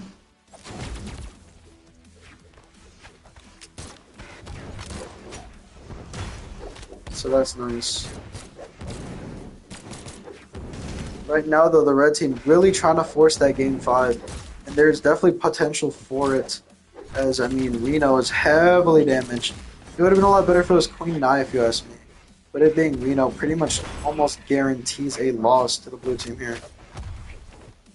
Got a little team hit. The down sig, the back wing will hit. No response from Queen Nai, just sitting under Roland there. Gets the KO on him eventually, so I guess there's that. Here, the recovery comes out late. D likes to set up the dare. Sig will be reversed instantly. Reno just live. Not gonna happen. The downer is way too strong at that high of damage. Will be more than enough to KO, even though it bounced off the stage. Ground pound will secure that KO for her. And from here, it's kind of anyone's game. I've seen Queen Nai make similar to these levels of comebacks before. I've seen her make a similar comeback in this tournament specifically, so it's definitely possible. Okay, nothing's really impossible, but I mean, this is difficult. Again, you're facing teams that are likely to not make as many mistakes as some other teams have. You're also playing the Spear, which usually the target weapon for a 1v2, at least in Queen Nai's case specifically, I would say it's the Katars. The Katars have faster SIGs, more consistent SIGs, and they kind of kill a little bit earlier, in my opinion. I think the only better SIG on the Spear would be N-SIG, because it's fast and its like kill potential is high, but you know. It's gonna take 650 and 600 once again, as nobody really had a bad game. Reno with 490 at the end, so game 5 once again. What is that? 3 straight now on the loser side of things? This is disgusting. That is 3 straight game 5s. That is, I'm telling you, this is the most deck we'll ever see the tournament, which is crazy. Well, for now, it's the most deck we've seen yet, which is still crazy to think about, because it's like, oh, this one's really, really stacked, yet somehow, like, despite losers bracket being really, really close, winners bracket was 3-1. Like, it was like, all right, we figured you out. You had one game. From there, we'll take it. Like, we let you get one. We're not letting you get more. I should have never let it get this far, basically. And it's funny because it's very similar. It's very similar archetypes in that top 3 podium position, whereas a losers bracket is a plethora of styles. We have Nai and Reno currently, who again, super versatile legend, can play anchor, can play aggressor, can play passive, can play can play powerful, can play with her teammate. Reno, more of an anchor-esque legend, but can 100% still play with his teammate, can still play a little aggressive with that orb. The orb is pretty quick. It's pretty good weapon right now. Reno will fall. Queen Nai will not. Okay, not yet. She'll actually get a lot of extra credit here on this final, in this first stock final. So, kind of just trying to live, kind of just trying to, stay out of any certain like threats. And just the double coverage on him is definitely going to make that difficult. I mean, he's doing well right now, somewhat. He like Sair. I saw Rayman use a Sair to win a set before. And I mean, the team combo coming out there. Cider will probably be more than enough as she dodged. Will be. And yeah, both red team members actually fall there. Seems like Reno doesn't want the weapon. He understands I'd rather have my orb and final stock. And he will eventually get to that final stock.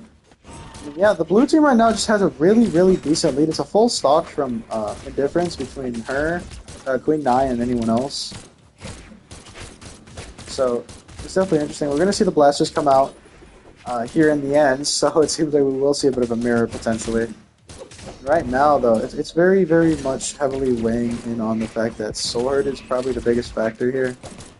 I say that because Roland's Sword is kind of just keeping a little bit at bay. Of course, not doing the best job at it. It's still not the best matchup for either weapon's pretty even. I think it's like a 6-4 in Blaster's favor. you know, it's still rough.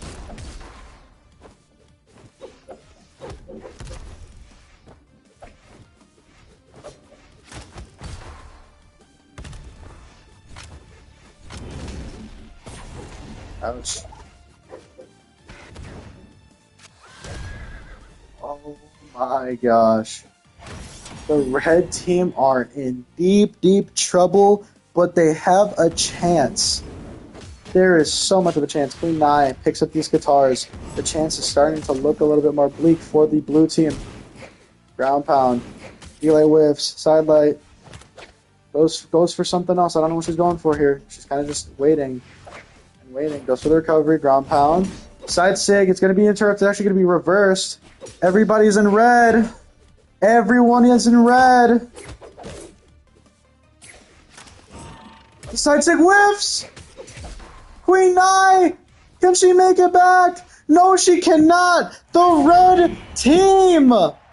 Diana and Sir Roland will clutch it with that little of health left, as Queen Nai unfortunately could not make yet another comeback. Reno, you didn't play good. I'm going to say that much. You didn't play well. Queen Nai played incredible, and if she would have gotten that reverse, she would have had an 840 damage game, 6 KOs. Best game out there. There wouldn't be a contention. Misses 700, going out in a boom. That is exactly how fucking Queen Nai would fall. Unfortunately for Reno, he's still peaking at 5th. Queen Nai gets back in the top 8 after a while. Same with Reno. Finally, they make it back, and they're looking strong. It was just incredible, impeccable play there from Roland and Diana. Albeit, they got a little lucky with that cider whiffing. That cider should have, or not cider, side sig. That side sig should have 100% at least hit Roland, because Roland jumped into it. Like, he jumped into the top frame and somehow didn't get hit. That was pure luck on that side. Otherwise, though, I guess Diana and Roland are moving on, so props to them for that tough of a comeback. Because it was really looking like they had a massive lead, and for them to not lose this game, for them to lose, I mean, for the blue team to still somehow lose a game despite having a pretty big lead, that's something only a really, really good team could cause to happen. And unfortunately, Nai and Reno are gone, and Nash and Arcadia will be facing off against Bothalla and Ember to decide who will finish in 4th instead of 5th. I am concerned for both these teams, because that was such an exciting set, and to see a team like that come together at the very end to win the set, I think anybody who was watching that would definitely be scared and be like, I have to face that next. But to teams like legends like Ember, like Nash, like Arcadia, they're probably thinking, "Oh, great! I'm probably going to face Thatch and Browse in the grand finals." You know, that's probably what they're thinking. They're thinking three sets ahead. They're thinking, "Okay, so I guess I'm going to have to beat Thatch and Browse in grand finals. Anybody else? Who cares?" I mean, right now though, we're gonna immediately see Ember kind of take a good bit of damage there from Arcadia early with that greatsword. Now it's kind of just everybody's floating, everybody's playing on this, top left platform. The soft platform is definitely providing some kind of utility. I don't really know what to say. Side air, Bothalla might be out of options. No, he's just fine. Okay, man. Recovery will come out, and just like that, the red team with a slight deficit here. This is another game where the red and blue is like actually red and blue, so I'm fan. Recovery, Arcadia will finally secure that KO.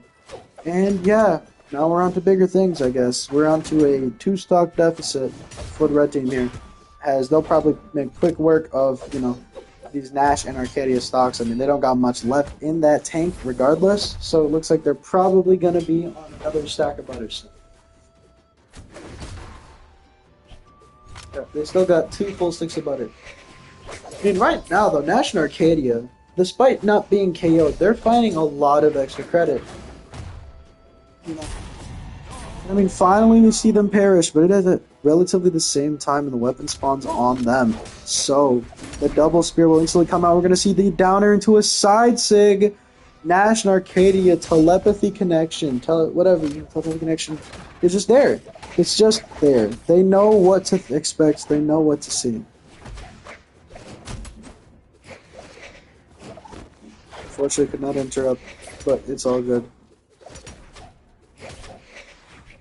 Ember could potentially lose her stock here.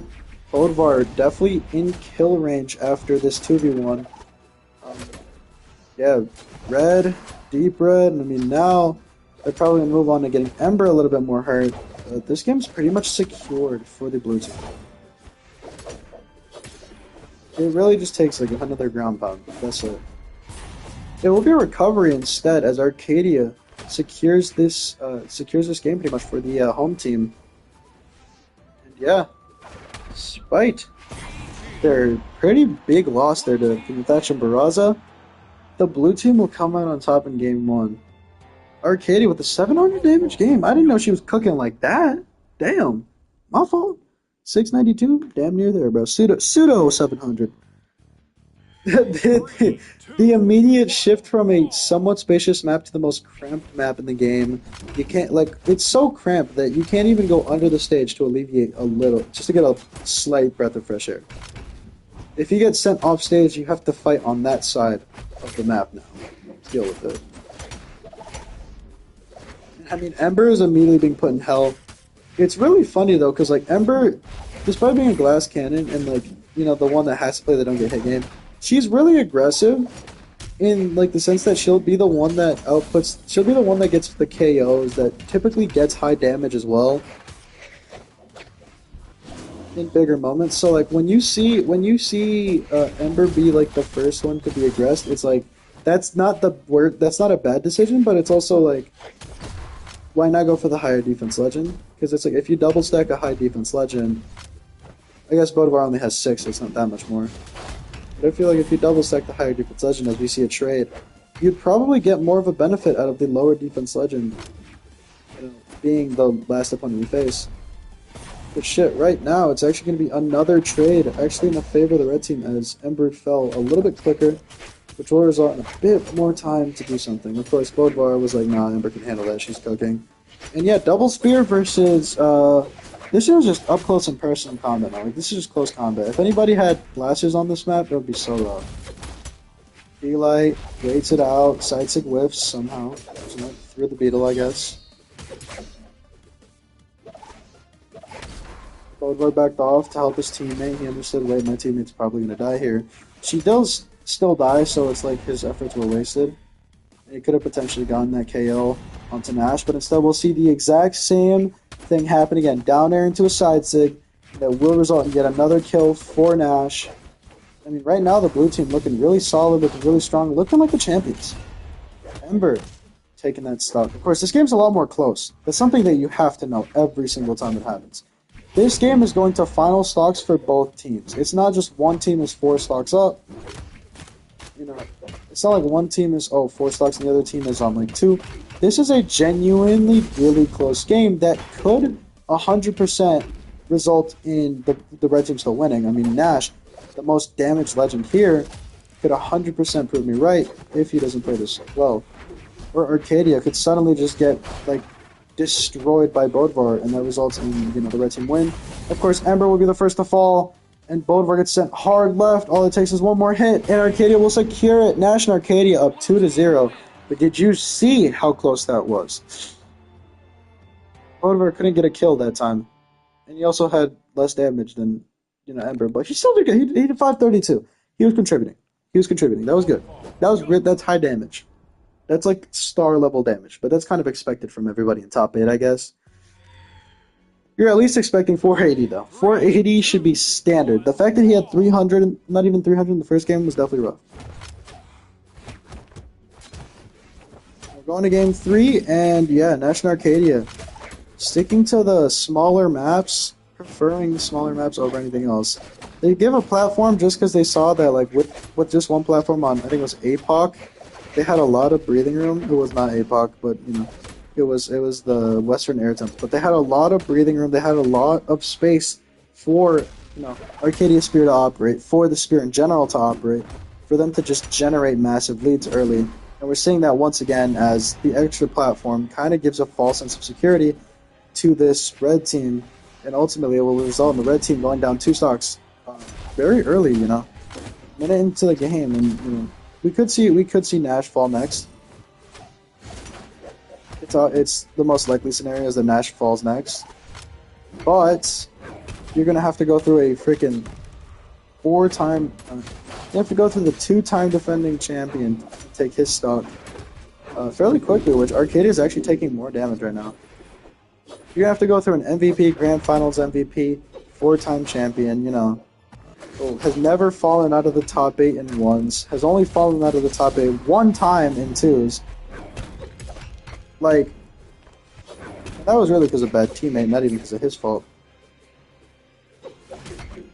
Like, what we're seeing right now is just, like, an incredible performance from Nash. Of course, he should probably lose the stock soon and not give way for the red team to potentially claw back in. But Hill, I meant to say Hell, he's working it out. And right now, we're talking about Arcadia. Come on, Arcadia has never fallen out of top 8 in twos ever. She has a top 8 in ones as well. Actually, so does everyone that is in Mako. Very unfortunate. Very sad for me, because Mako's my favorite of all of them. Of course, I'm excluding Emogi because he hasn't been in the tournament yet, but out of the ones that have been in the tournament, Mako's the only one to have not made top 8 in anything.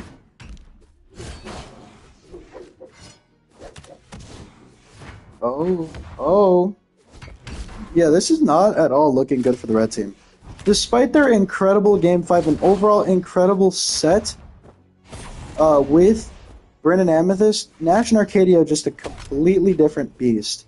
Nash and Arcadia, once again, with just one extra platform, not 2, we're going to see the recovery and the recovery combo connection, and we will see the first sweep here after 3 straight Game 5s, which, okay, I need to say this because this is crazy. We had back-to-back Game 4s. We had back-to-back 4-game sets, Thatch and Barraza, and then obviously Lucian and Jala. And then immediately after, we had 3 straight Game 5s. One of the closest, most incredible, like one of the most interesting and like close sets we've had in a while in Diana and Roland versus Nia and Reno at the very end there. And then we just had a sweep. Like we saw the difference. Sure, we saw champion versus champions, but ultimately the biggest problem here was Bodvar. Bodvar did not play good enough in all 3 games to essentially do very well. He had one really good game, not even really good. He still didn't take KOs in the last game. So fuck whatever I say, I guess. Bodvar just hasn't had in 2 games he didn't get a single KO, and I think in the first game he only took 1. He cannot kill. He can barely output damage. He's just not fit against some of the top teams like Nash and Arcadia. Some of the real, like, probably heavy favorites, crowd favorites, Even though I thought Brennan Amethyst were going to take it, and, obviously my hopes and dreams were crushed here by this red team, Nash and Arcadia were the team that I thought that it was going to be another podium finish for Nash and Arcadia, so I'm not at all surprised to see them here, but I was expecting them to lose in the Grand Finals again. Or, not again, but I was expecting a rematch of last tournament and Grand Finals to eventually, Grand Finals to ultimately set with with Brennan Amethyst facing off against Nash and Arcadia. Those were my bets. Unfortunately, Brennan Amethyst shut me down, and not ironically, but surprisingly, so did Thatch and Barraza. They were the first team to finally take Nash and Arcadia down. But if you know anything about Nash, the first time he got sent to losers after winning okay, let me say it like this. The first time he got sent to losers bracket after winning the championship, he tore the losers bracket in 2. I can check it right now. That was the 3rd tournament. He completely tore everyone's ass in losers bracket after being sent down by, I can't even remember off the top of my head right now. Like, you don't mess with Nash in losers bracket because he is one of the best legends in there. I mean, we're seeing it right now. It's Arcadia's actually. Arcadia's MVP case is just constantly going up. And I genuinely think Arcadia might take it this time if they go a little bit further. Because right now, my top three in MVPs. I should probably set this up because this is the next set. My top three in terms of MVP sets so far, 100%.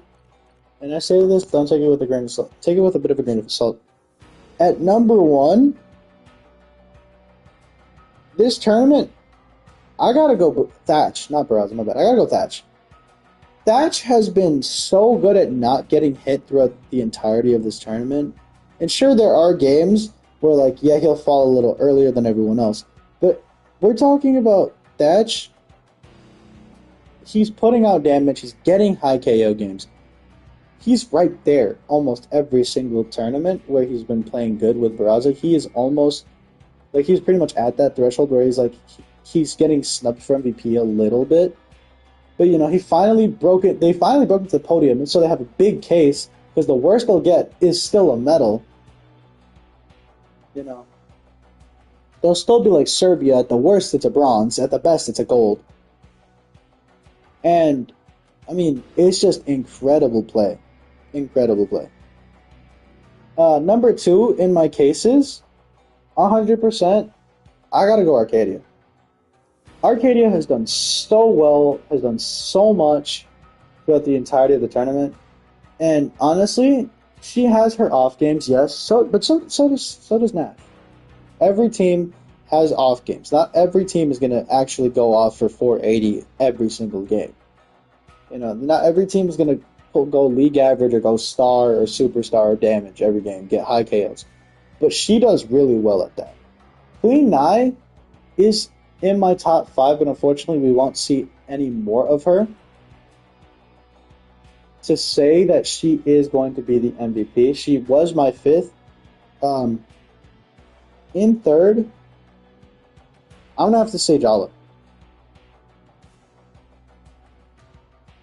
I said Thatch, then I said Arcadia. Yeah, Jala's number 3. Jala has been nothing but high damage, high kill games the entire tournament throughout. Of course, the support of Lucian has definitely helped her, and that was the biggest reason as to why they didn't beat Magyar and Caspian, was her explosion, and then against Thatch and Barraza, or my bad, not Magyar and Caspian. It was, who was it? Nai and Reno? Yeah, Volkov and Taros, where they just all of a sudden went off against them in game 3 and then clutched up. Then they faced off against Thatch and Barraza, who are currently sitting in winners finals. But yeah, Chahala. Wait, I looked at the wrong thing. My bad. It was against Magyar and Caspian, I think is the team that it was.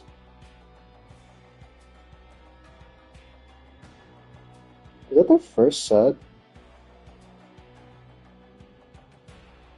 I'm trying to see. No, Magyar and Caspian was Thatcher and Barraza. I was looking at that. That's why I said it. No, it was Cora and Patrick. Now I remember. Yeah. Against Cora and Patrick, Lucian and Jala were in like a bad state, and then all of a sudden, turnaround. Jala just turned it up for some reason and just completely turned it around. Patrick got destroyed. No disrespect to bro. And it resulted in, them pushing. Pushing further into the bracket. And ultimately, one team's still in the tournament, the other one isn't. So I guess we see which team is better. Regardless, Jala just overall, like I said, high damage, high kills, has been producing since the start, and we're still seeing it in this tournament. Against Diana and Roland, she had like 600 with 5 kills. She's just constantly outputting damage, outputting KOs. Kinda, she's playing that don't get hit game obviously worse than Thatch, which will definitely play a factor into why I think Thatch and Barraza will make grand finals. But, even then, their team synergy has been really good. At number 4, if you are curious, it is Roland. I know all 4 out of the top 5 are all there. I'm kidding. It's not Roland. I'm trolling. And at 4, I have Amethyst. Now that I'm thinking about it, I'm probably gonna swap Nye and Amethyst, or not Amethyst, Bryn. My bad. I'm gonna swap Nye and Bryn, but for now, obviously I could change. Neither of them are gonna win it. Really, the top 3, the finalists, are gonna be the ones to win it. But the way Bryn was playing, just in every single set, constantly doing really well. Of course, she was the reason that they lost in the end. But even though she was the reason that they lost, in that set, she's still been playing really well. Let me get this set started. She was playing really well throughout the entire tournament, especially after being sent down fairly early. I think second or third round. 3, 2, 1, brawl. I lied. They got sent down in top 12. But yeah, they made it to top. They made it to the third round, and then they ended up, I think, losing to Diane and Roland, and it just kind of kept spiraling and spiraling, right? And it ultimately resulted in them losing, finishing at 7th, which by no means is bad placement. They're returning. They're still a really good team. I just feel like they could have definitely done better, and Bryn was kind of the backbone of the team, really doing like the more valuable plays, making the big plays happen. Don't get me wrong, Amethyst is also exploding, but if I had to pick, I would say Bryn. Right now, though, we are going to see Nash and Arcadia face off against Diana and Sir Roland, and this is just a Grand Finals rematch to anybody who doesn't know. And if you know anything about that, in that Grand Finals, the red team actually won in a sweep the first set. Funny enough, on the back of Diana, which is scary to think about because Roland is once again just being dominated, and Diana's playing pretty well. Right now, though, the blue team has full control on Suzaku Castle. Like I said, Blasters is not meant for this map, and overall, high defense does not really matter on this small of a map.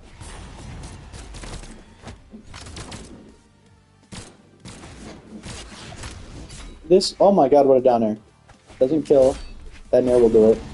Let me say, what matters the most on a map like this, good ground pound reaction there from Nash. And she gets the greatsword back, nice. The biggest component to succeeding on Suzaku, in my opinion, is aggression.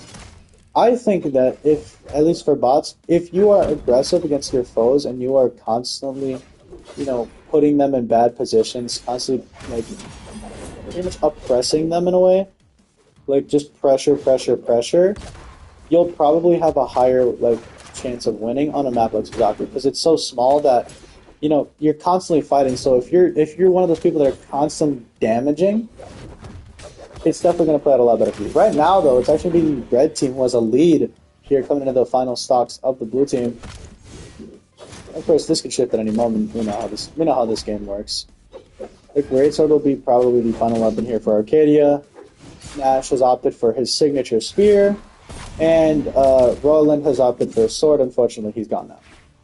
And this will not be her last weapon. Likely we'll get the bow, but we are going to see a little bit of Blasters play here from Diana as she just spams Nair. I don't know if that was a retreat.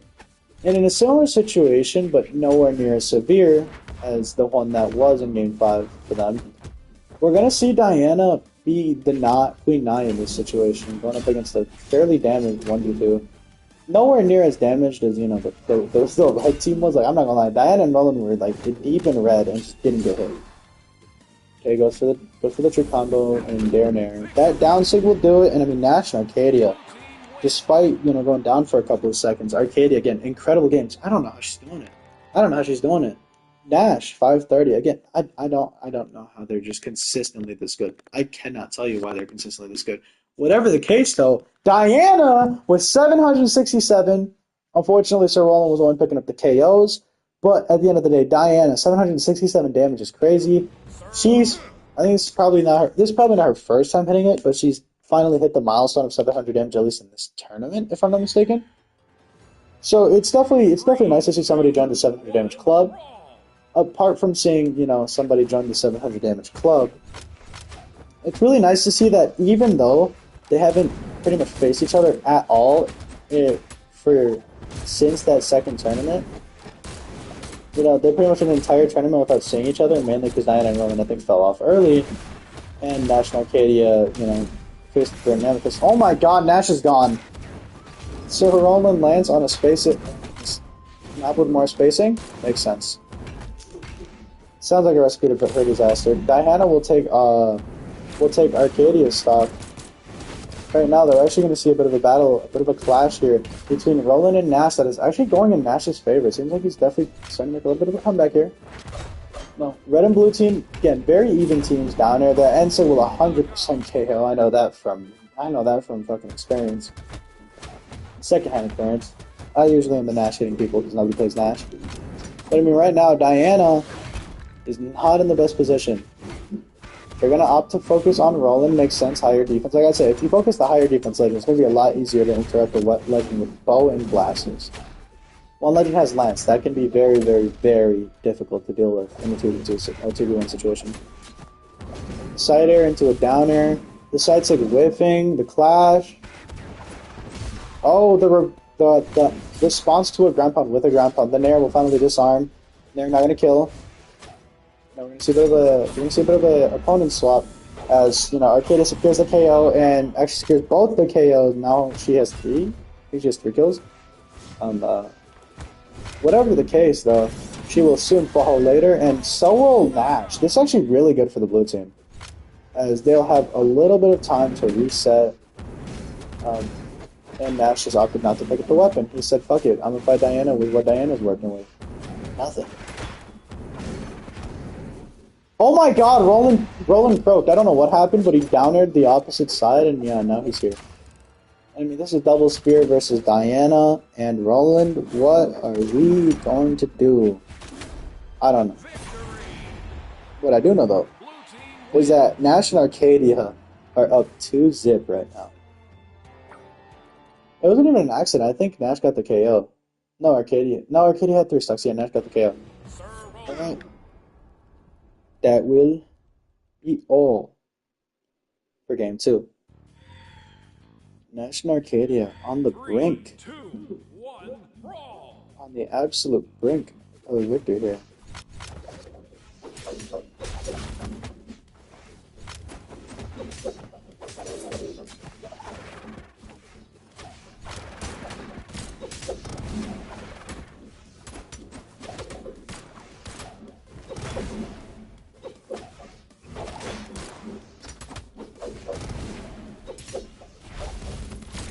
Why did I rip Patrick with only 1k?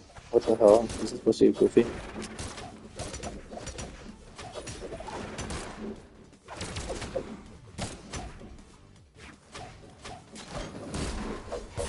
Oh my god, I was trying to do something on my phone real quick, and I looked back up, and I mean, Arcadia also now, but Nash is just gone again.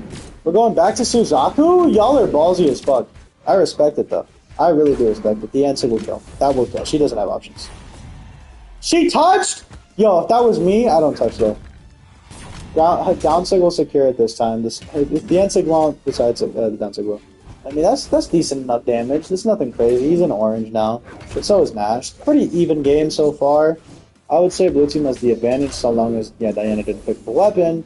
But, blue team still has the advantage because in that time that it took her to get the weapon, she got hit. And now that she has a weapon, she's getting hit.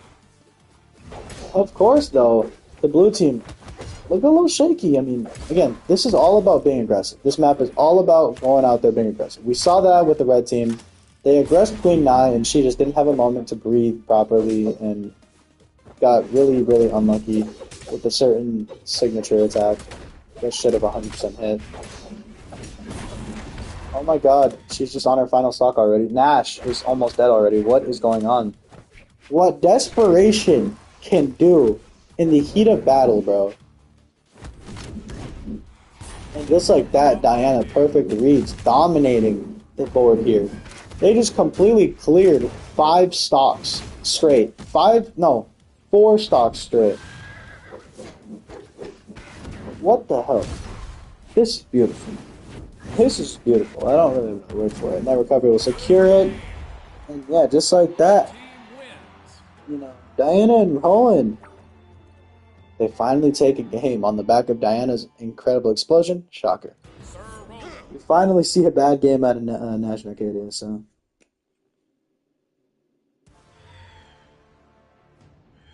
3, 2, 1, brawl.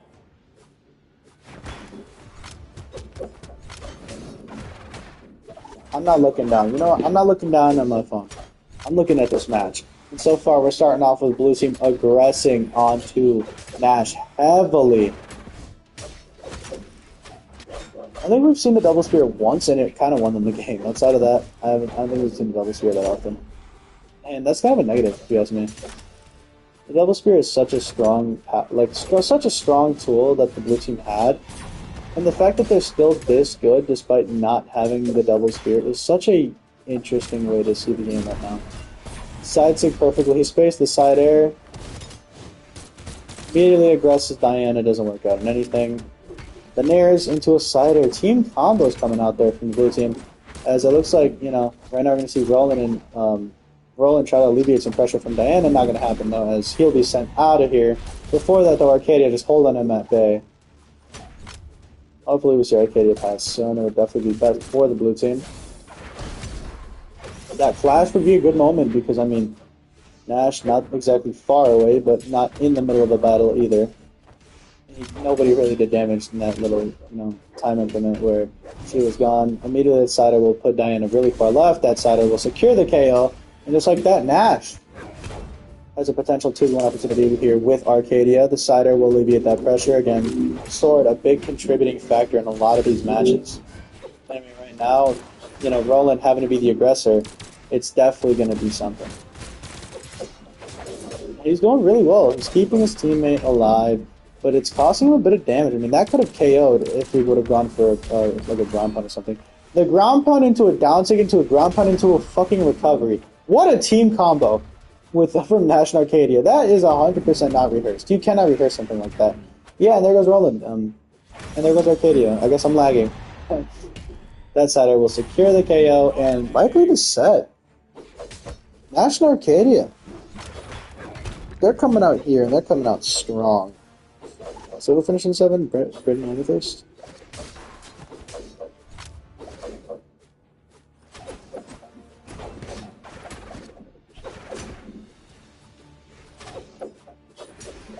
Ember, is there anybody else here? No, not Ember. Or...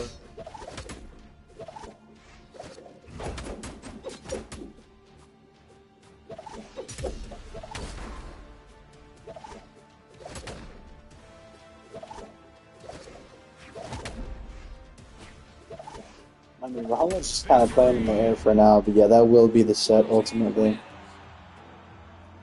Which means National Arcadia, as a team, their worst possible placement ever in 3 tournaments can be bronze. Not to mention Nash 597. I forgot to say that. Yeah, Roland as Steed and that cost Diana her stock. Well, kind of pseudo Steed, but outside of that, I don't know. The blue team's both Legends MVP cases keep getting bigger and stronger. Roland, unfortunately, even though he had an incredible game, had no KOs. Diana really didn't support him in that last game. I think that 4th, no. Oh, he was 4th, yeah. And then 5th was 9. Okay, yeah, no, my list is fine. Yeah, 4th an MVP voting. It seems like it's going to stay that way as Arcadia really making their case for MVP go higher and higher every time. I'm just quickly putting in the names for like Ember, Bodvar, Queen 9, all that.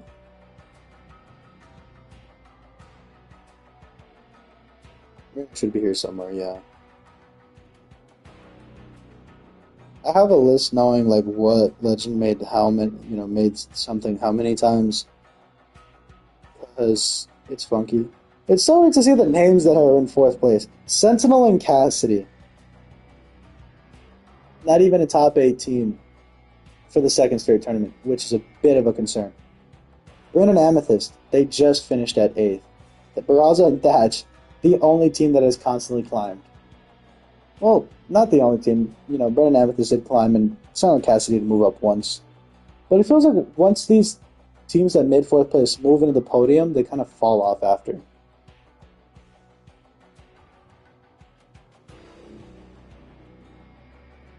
And Diana and Roland are the exception to this, because Diana and Roland, I guess, made it to the podium before they made it outside of the podium.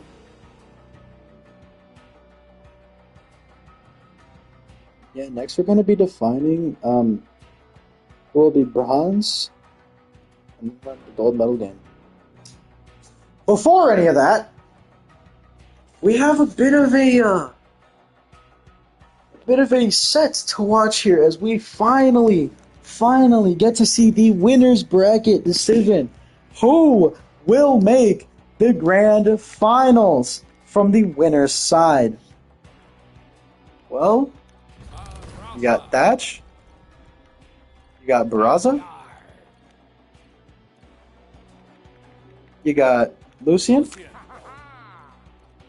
and you got Jala. No matter what team makes grand finals, one, Qatar's legend back into the podium. I'm fucking with that.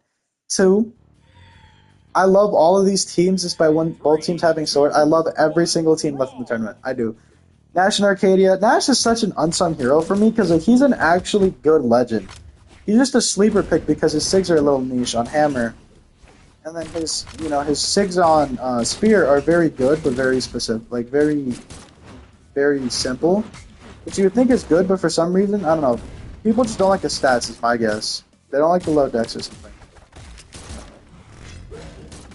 We're gonna start this off on Suzaku. And yeah, we'll actually be the blue team here with a slight lead so far.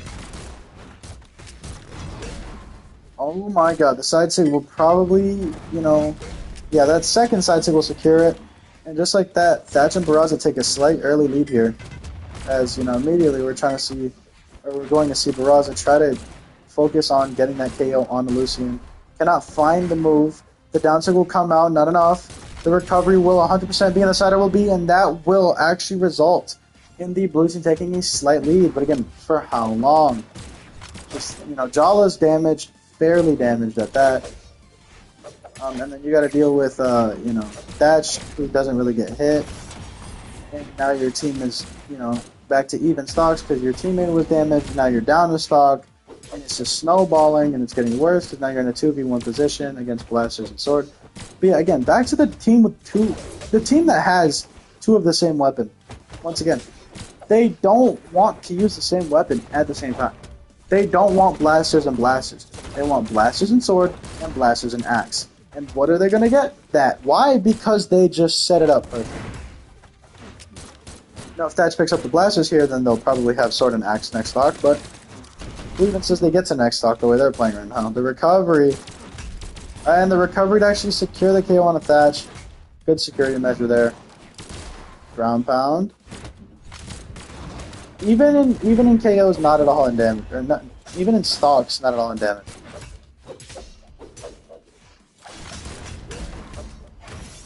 And that will secure game one. Yeah, that'll pretty much confirm Thatch and Barraza take game one. And I mean, there's two differences. There's two key differences that I should have probably pointed out. Number one, the difference between Lucian and Barraza. Lucian is not at all a tank. He's a mini tank. And the reason I say that is he's not a panzer. He's not I don't know tanks like that. Let's use cars, because I can do that. He's not, Lucian is a Cybertruck, alright? He's a Tesla Cybertruck. As, both Barraza and Thatch, incredible performances from both.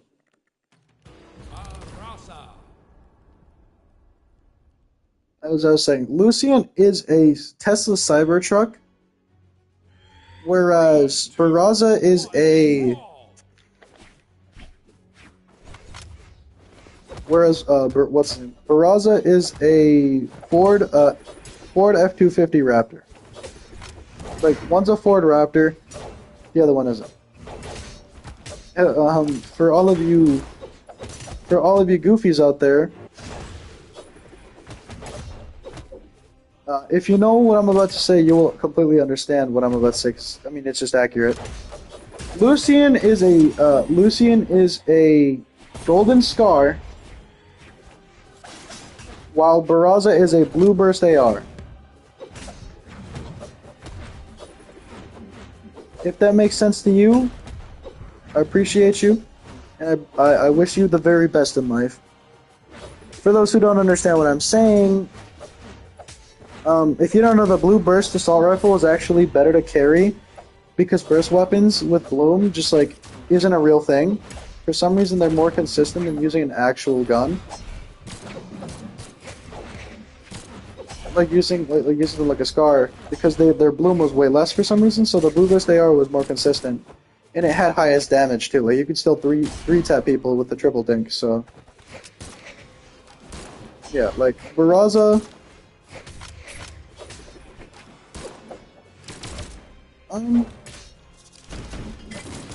What's another comparison I can make? Because these guys are just like, this is just not really an even game, I'll be honest. Thatch and Barraza are just kind of dominating Lucian and Jolly here.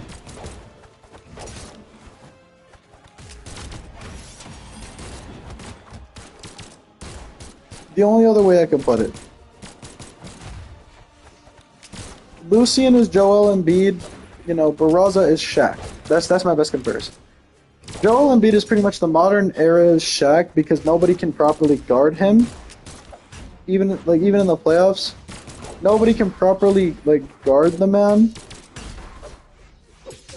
But he also, like, despite, you know, being really, really good, he has his moments where he's not the most effective.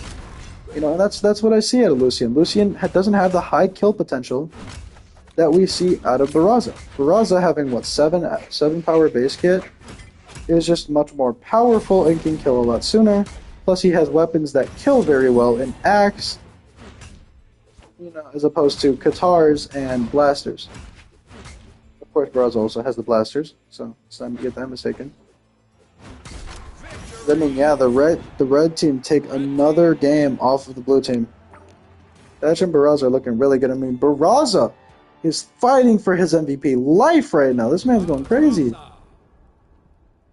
I'm not really noting blue team because it's just like, the way that I'm seeing this game play out, it's not like they're gonna have more than 600 damage, and that's a big ask too from Lucian and Jala. The way I can compare Thatch and Jala is, oh my god, that right there. Jala, okay, best way I can put it, Jala is a remote explosive. She's a C4, all right. Thatch is an entire stick of dynamite. You don't touch a stick of dynamite once it's active. You still have to press a button on a C4 to get it active. And that's pretty much exactly how it works. It's like Jala, she has to like, she can only be active in certain situations, and even then, her defensive game is nowhere near as effective as Barraza's just letting his teammate, you know, fall. Even after what the hell happened to them in his first stock. Again, desperation is a really big motivator. Because the blue team, desperate to get a win on the board, are looking really strong right now. As that N6 shuts me the fuck up, and yeah, even stocks, damage not even, but again, no surprise there. Most damage legend on the board is the highest defense legend as well, so yeah, no surprise here. As Jala actually starting to get hurt again. This is what I'm talking about. Where Jala's a C4, you gotta detonate her manually. You gotta push a button for her to go off, as crazy as she did in the first freaking stock. Really just explode and just go crazy. Thatch just goes crazy no matter what. There are games where like he'll just not play, like he'll still play the don't hit hint game really well, and he just doesn't output damage. Or there's other games where he does get hit a lot, but or he plays perfect, don't get. Or there's a lot of games where he does high damage, but he's also taking a lot of damage. And this is kind of that's kind of this side today, or in this game, as that side will secure the KO, and I mean red team, despite having a two-stock deficit, and whatever the hell Baraz's first stock became, they are looking poised. It's pretty much secured. Thatch, with a KO at the top of the screen, will send Lucian and Jala down to Hades in the losers bracket where they have to face Nash and Arcadia. And yeah, Barraza, after a really high damage game, really high damage, high KO game,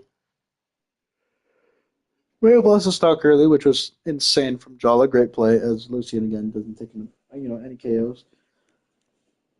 But he still had 5 KOs. I mean, Barraza's still getting the KOs, and he could have had the 6 KOs if he didn't let that get one. Of course, that's most of the damage came from him. But yeah, we're going to be seeing Thatch and Barraza sitting in the winner's side. And this is just so bad for Lucian and Jala, not because now, even if they do beat Nash and Arcadia,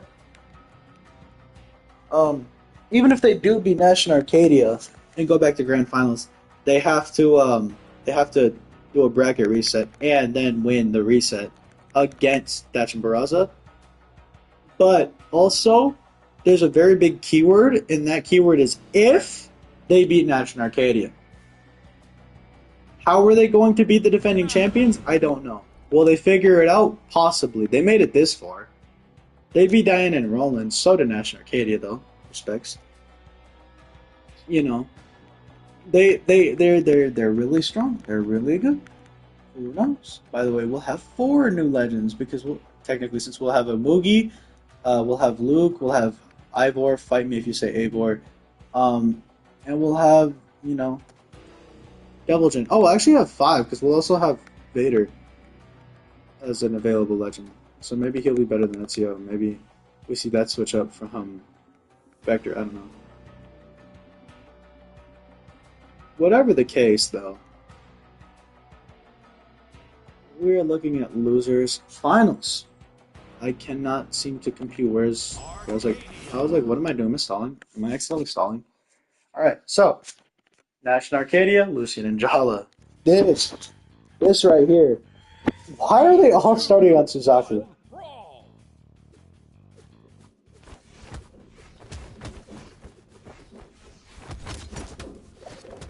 Oh, sorry, it's just every game. It was like random. Alright, so Nash and Arcadia will be facing off against Lucian and Jala finally here in Suzaku Castle. They're starting off pretty good.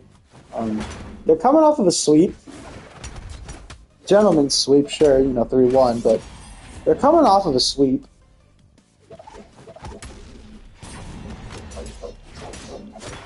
And after coming off of said sweep, we're now looking at, Lucian and Jala, who just came off a sweep themselves, not the good way though. They were swept. And we're, looking at Lucian and Jala like they have absolutely no momentum. They're stunted. They played their best. They played desperate. Jala went for a crazy gimp. And then here she goes for a nice little recovery. Like I said, they went for a crazy gimp and it just didn't pay off. Because they still lost and are not in this bad of a situation.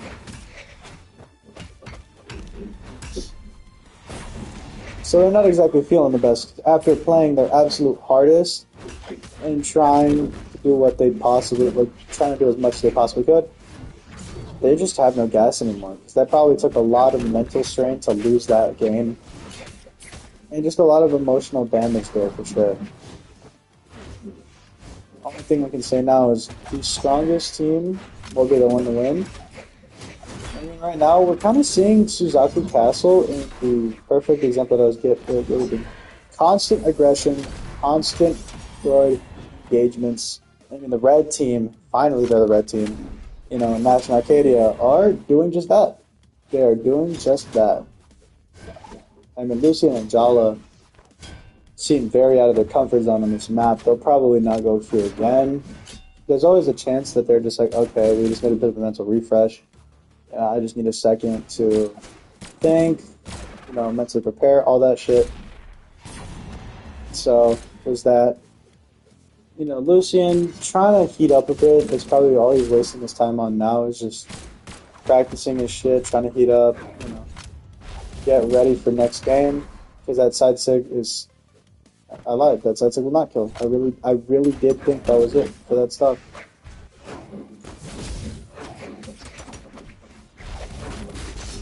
That side sig will definitely do it. And yeah, Nash and Arcadia take game one so convincingly. Error 404 for Lucian. I mean, still riding that wave that they were riding is Nash and Arcadia. I need to check if stream is still up. Okay, stream is still up. This has only been 2 hours? It's only been 2 hours. Nice. I usually expect these things to be 3 hours long, so this thing will probably be like 235. Well, okay, not 235. That's only 15 minutes. We'll start 15 minutes if we get a reset that's not happening. I would like to see a game 10. If we could see a game 10, I don't care who wins here. I mean, I love all of these teams because we have the unsung heroes on as Lucian and Jala that surprisingly, very surprisingly made it here. We also have Nash and Arcadia, the absolute dominant champions, defenders of their title, no matter what happens. And then we have Thatch and Barraza, a team that continues to improve and, just continues to play well.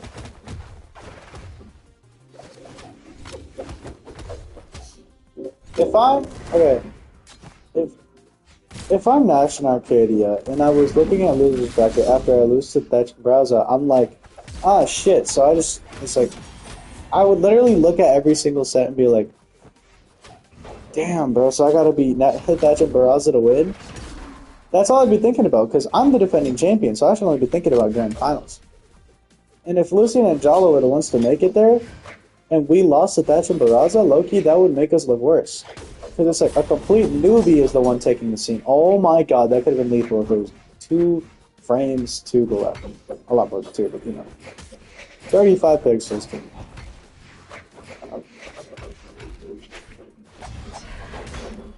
Oh shit. Ground pound. Recovery doesn't come out. Nair. Side air. And Arcadia will actually be the one to cheese a stock out here. Oh. They both lose their weapon. Gala seems nervous to pick one up. She does end up picking one up. Trying to help her teammate out a little bit as they're down another 2 stocks. Once again, just Nash and Arcadia. Your gameplay here. Just really well coordination. Really good coordination from them. And despite that really early KO, I mean, I still say blue team is in a major deficit. And Nash is proving me right as he's attacking the weak point, really. He gets a KO on the Jala, like he's really attacking that weak point that I was going to detail, and that is, the legend on final stocks. And that is that the legend on final stocks was in more or less light orange, and that's not too far away from red, and from there you can just get one of those, and pretty much secure a game too. Victory here. And Sig goes for another.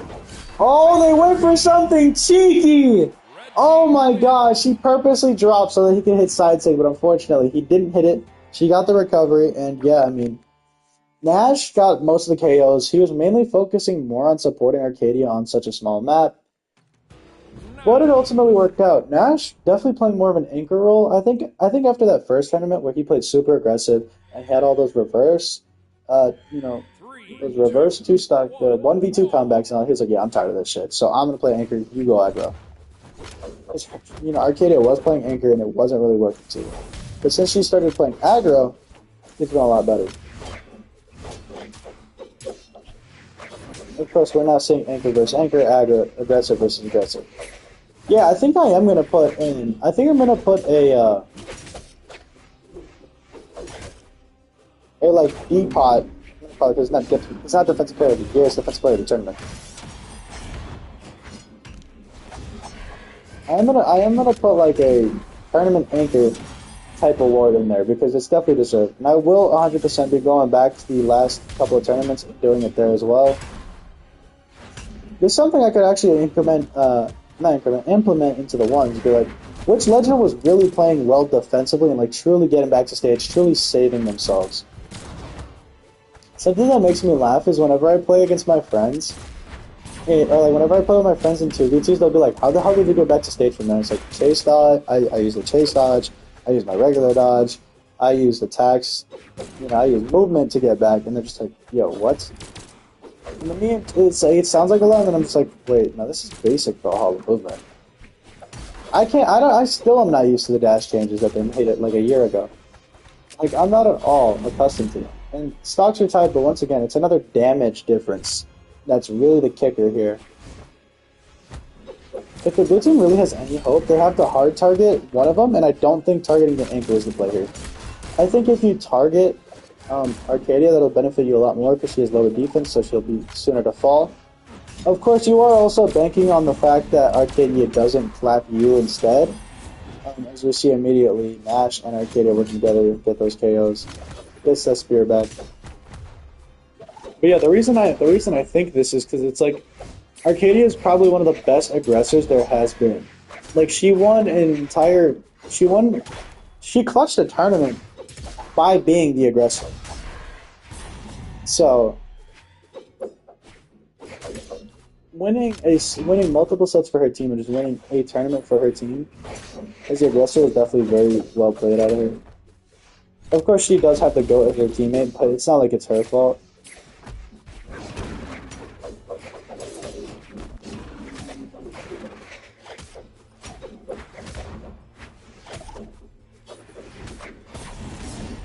I mean, Nash finally falls, but hey, Arcadia, that's the real kicker. Like I said, they got to start putting damage on Arcadia, and Lucian's trying, but he doesn't exactly have the best matchup in the Spear. Of course, he's making the most of it. Arcadia makes it back!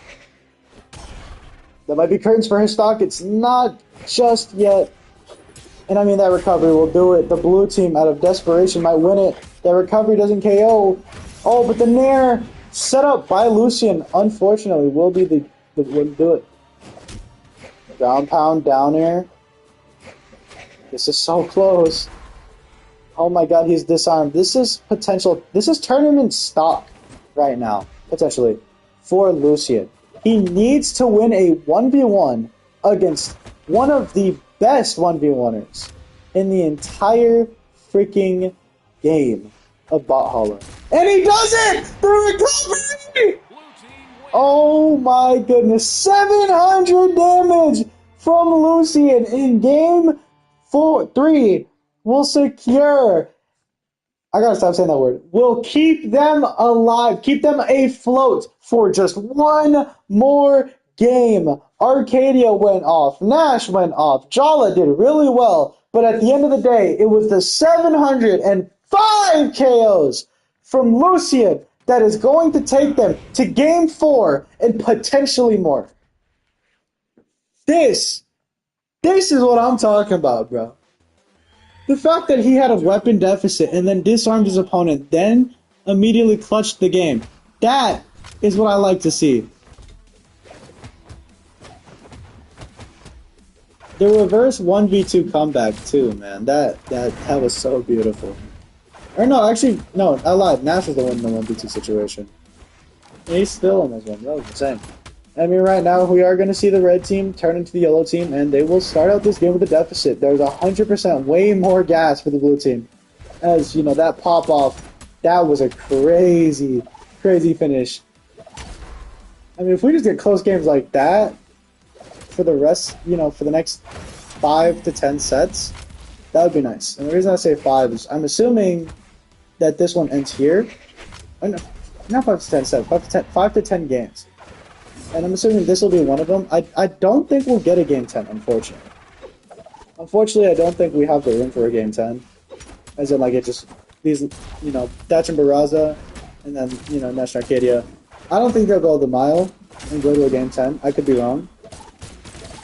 But what I do think for sure is that we'll 100% get 5 more games. Including this one, of course. I just think the set, unfortunately, ends here for the blue team. Tournament run is over. As, I mean, yeah, up 2 stocks will be the red team, despite them starting off a little bit slow after, you know, such an unfortunate, you know, it's a bit of a will bend a breaker. They, you know, Lucian, obviously, they gave him so much energy, but I mean, it's not the first time we've seen somebody clutch up against Nash, and again, Nash has been in so many situations despite only playing like 25. Like, he's probably played the least amount of sets for somebody who has never been worse than top 8. Because Nash, I kid you not, Nash won an entire tournament without losing a set. That right there was like 5 set. No, it's like 6 sets. That's it. That's all he played. 6 sets. He won. Then the next tournament, after beating Kyle so badly, 4 games. The next tournament, oh my god, yeah, Jala's gone. He goes out, and we see a Game 5 being forced, as, like I said, National Arcadia, despite everything, the defending champions make it back to Grand Finals on the back of Nash explosions and Arcadia incredible play. Lucian did everything he could there at the end, but unfortunately, it just was not enough to will them to a Game 5 and beyond.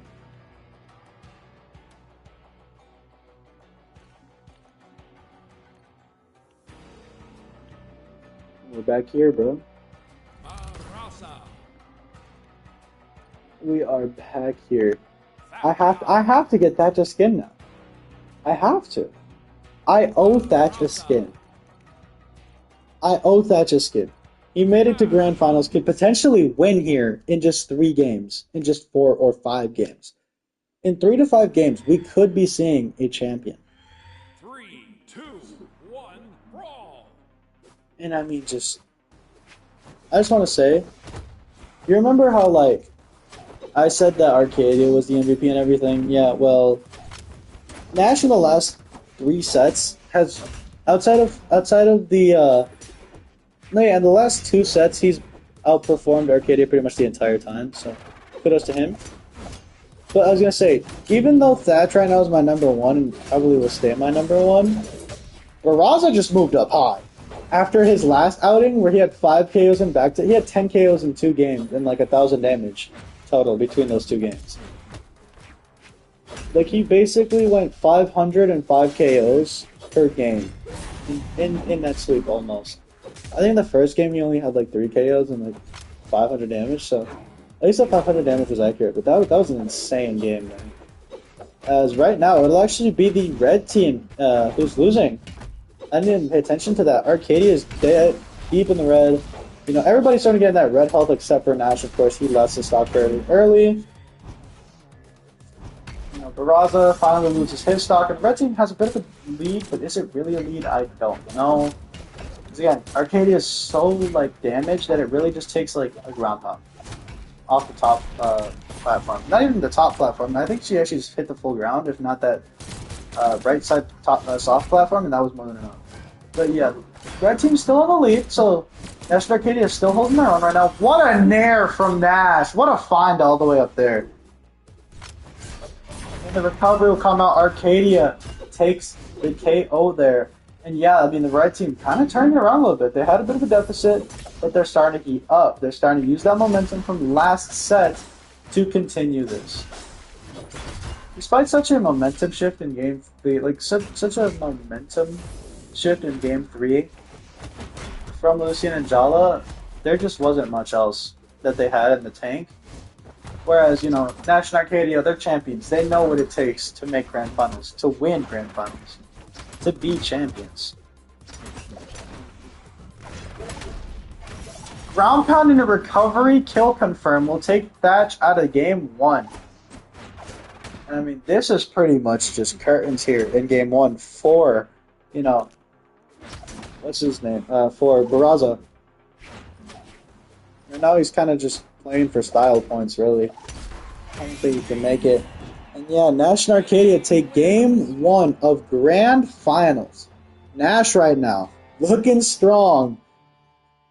Ironically, so is Thatch. Even though he died first. Alright, Game 2. Nash and Arcadia, they have to make this reset happen.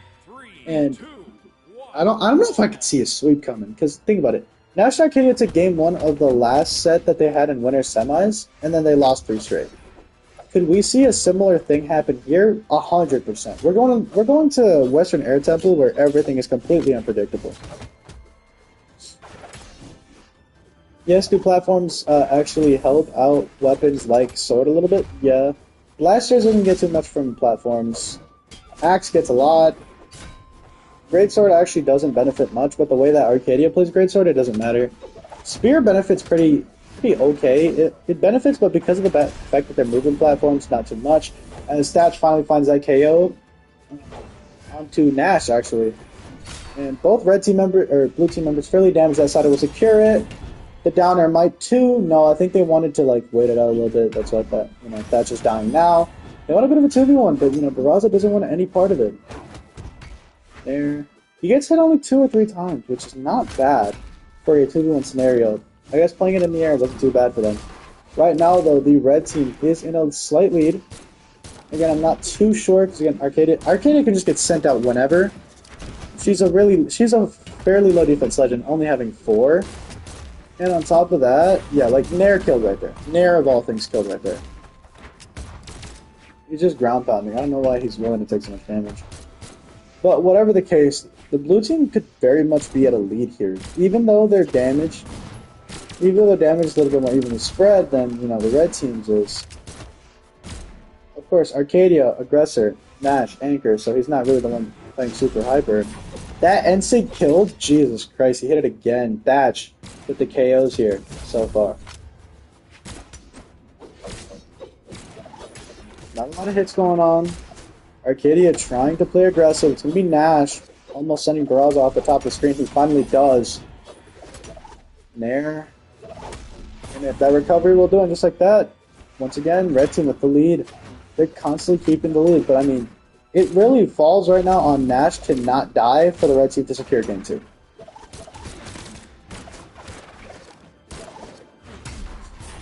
Recovery, and I mean, Nash is fairly damaged. That might be enough. No, he did touch. He did touch. Arcadia's got to get in there. Arcadia had to get in there a lot sooner. Barraza with the cider will be more than enough to KO Nash. And I mean, now it's now just a question of, can she not get hit? Because her don't get hit game is not really too existent, so that recovery might be enough. It will be, and Thatch and Barraza taking game 2. Barraza with a 700 damage. Game damn near. Nash, again, really, really good so far. Nash did everything he could, despite even though he fell a little early. Didn't play the best defense, didn't anchor the best. He still played really well overall. It's really fallen on, the difference is really Thatch and Arcadia here. That's really like the major key difference here. And, like I said, we could 100% just see it sweep from now on. Like, game 1, they let the red team win, and after that, they've downloaded all the information, they win, right? We saw that in their, semis set. It was the first set of this stream, actually, ironically enough. The defending champions did not have an easy route here, that's for sure. And I mean, Nash is the first one to fall, and then it's going to be Arcadia soon after. Wow, yeah, no, the red team is being dominated right now by that double blasters. I don't know why these two don't play the double blasters more often. I think it's just because they're like, oh, if we just double stack blasters, then we won't really have a supporter. We won't have like a clear support dealer when I'm playing Axe and you're playing Sword, right? I mean, right now the red team is just being disgruntled, or they are disgruntled. They're just getting destroyed down here. John Powell will secure that KO, and another one get another double KO. This time from Barraza. This is so bad for the red team. I don't know what to say. They're stuck together, and it makes no difference. They're still not dying. Ground pound will KO. No, I lied. I lied. I was wrong. That recovery will finally find a target. And I mean, the double spear has to be pressured right now. You just gotta wail on Thatch in order for you to win this. Otherwise, you're going down another game straight to a team that has already done this to you.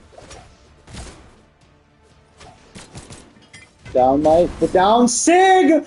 What a read! He knew what he was gonna go for, and it's gonna be Arcadia all alone, playing on top of the screen. The way the bots play, it's not gonna happen for Arcadia. She's gonna keep getting hit by these recoveries and these nairs, and ultimately it will result in a win for the blue team. And I mean, I don't know what to say. That will be it. Yeah, I don't know what to say. Are Thatch and Barraza gonna deny the three-peat? Are they gonna deny losing a set at all? They've had a few close calls. For example, Queen Nai and Reno. That was a 3, close 2, call. 1, Magyar and Caspian brawl. definitely gave them a run for their money. Somehow Vivian Rayman won that first game. I don't remember how, but it was a pretty challenging game there. Then they stepped it the fuck up. But I mean, right now it really all depends on how well Nash and Arcadia can adapt. That's really the only defining factor at this point in the set. And I mean, they're not adapting at all as Arcadia gets wailed on, and because of how freaking, the difference wasn't too great as, Barraza obviously is able to make up some of it and almost KO. But, I mean, just Arcadia, she's not doing anything. Like, Arcadia is not stepping up in the biggest moment. And this is somebody who was looking like the MVP. Of course, right now I'm telling you, if somehow they win, it'll be because Arcadia steps up. Like, if somehow they win this game 4, it'll be solely because Arcadia stepped up.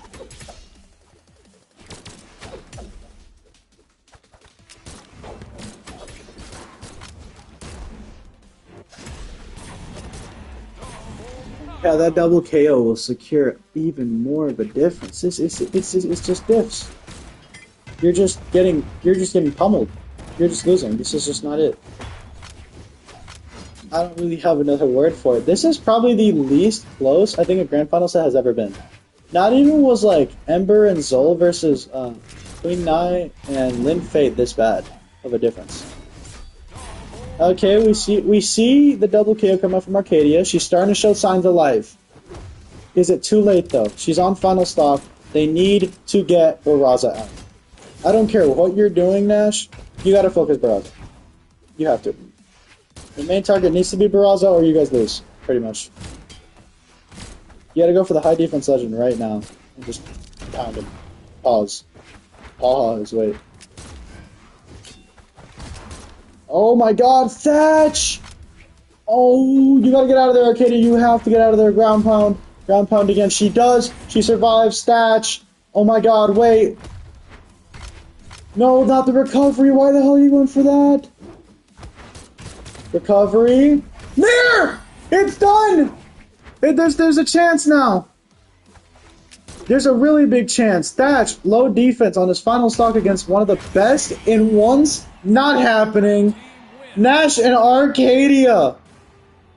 They're making that shit happen. Hello?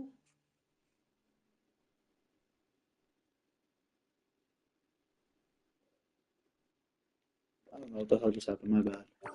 Nash, 780 damage. I told you it's gonna be off the back of Nash, man. What a game. I mean, no matter how good you did there, we're in game 5. You have to listen. If I'm Thatch and Barraza, you're closing this shit out here. You do not let Nash and Arcadia wake up. If Nash is awake, that gives room for Arcadia to potentially lock in. If I am Nash and Arcadia, first and foremost, if I'm Nash, I'm slapping the shit out of Arcadia. She needs to wake up. Second, if I'm Arcadia, I'm gonna start wailing on Thatch. I think that what I've seen, at least when I'm watching, Arcadia's winning the one-on-one engagements with Thatch a lot more often than she is with Barraza. I think that will be one of the biggest factors here. Right now, though, I gotta say, we got a game 5. 3, 2, This is either reset brawl. or tournament. No in between. We're going back to the Western Air Temple. And immediately, we're going to see, Nash and Thatch actually face off for a quick second. Now it's all bloodbath. And again, they're trying to keep Arcadia and Thatch separate. I mean, Barraza's just playing so well right now against her. She's trying to play aggressive, but it's not really working out too well. She's slowing down more than anything, she's kind of playing a bit like Anchor-like, which is not at all what you want. We finally get that one-on-one, but Barraza, again, really quick to disengage, really quick to separate them. And we're actually going to see Arcadia fall first to Thatch. I mean, the fact that Nash hasn't perished yet is really bad for the red team. He needs to fall soon. That side sig could be the door for something here. Downlight, the end sig, not going to happen. It's the fact that the bots go for ground pounds, and because of that, they'll wait. Arcadia does not make it back, does she? Nope. Yeah, it's over. It's 6 stocks to 3. I think from here on, I think it's safe to say tournament set. I think it's over.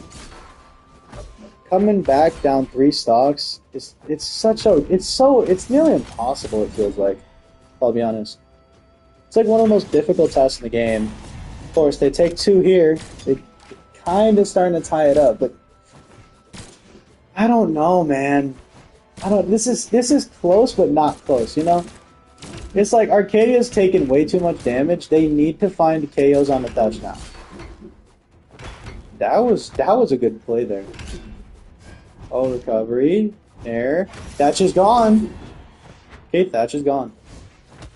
It's a little bit, you know, the window's opening. The window's opening.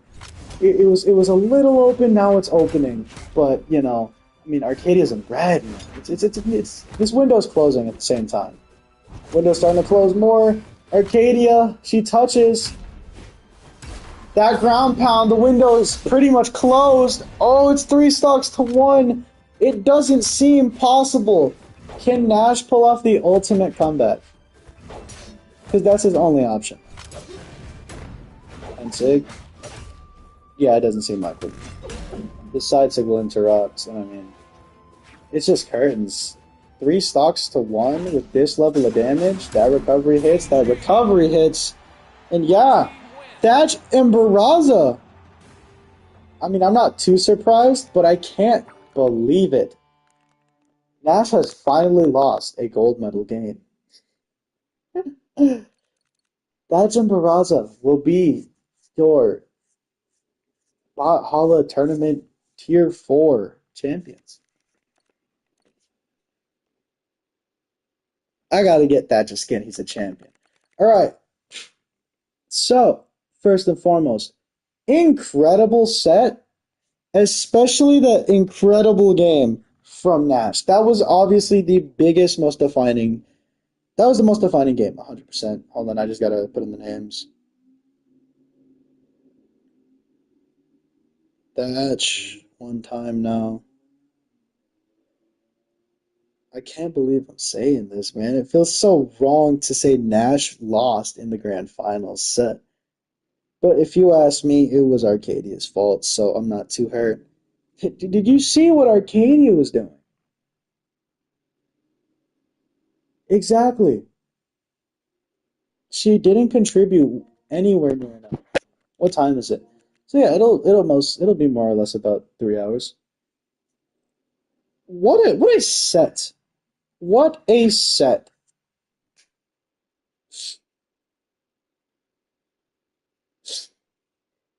I don't know what to say. Um, really good game there from That's at the end. Obviously, incredible game from Barraza. Um, really good game there from Nash. He did what he could. Bad game from Arcadia. Clearly the worst performer here in Grand Finals. This will tank her MVP votes 100% because she didn't show up in the biggest possible moment. And this is exactly how it will be, alright? You gotta go for a second. Actually, that's good enough.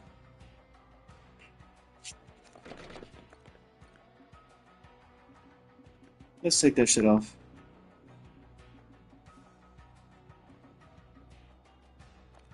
We are going to count down the top 5 legends in this tournament for MVP, and then I will reveal the Grand Finals MVP at the end. So, give me a few moments. I'll give you the 5 from order down. Remember, we're going MVP first, then we're going Grand Finals MVP.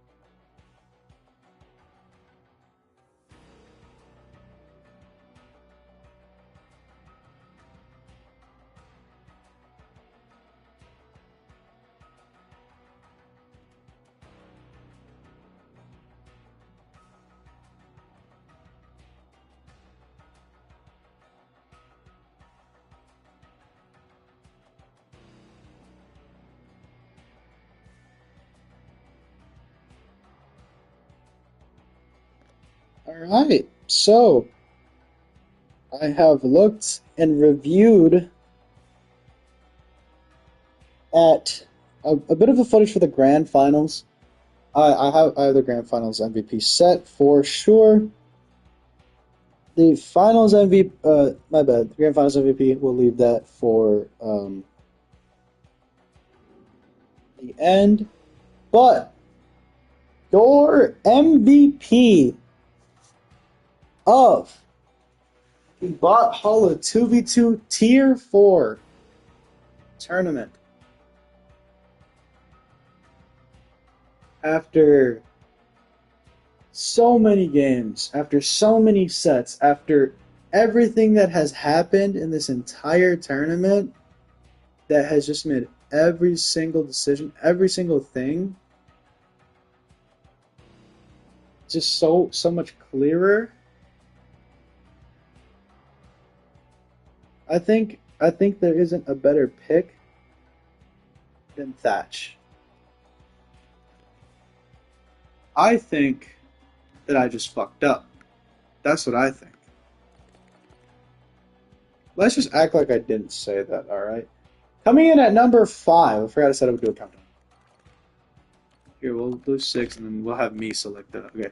Coming in at number 5 in the MVP voting. Voted by me, a few of my friends.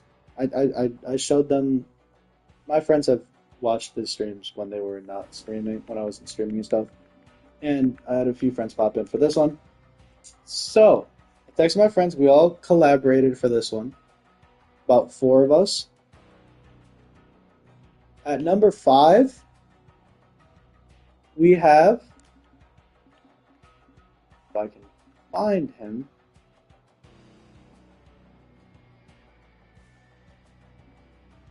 Why is this so difficult for me to find him?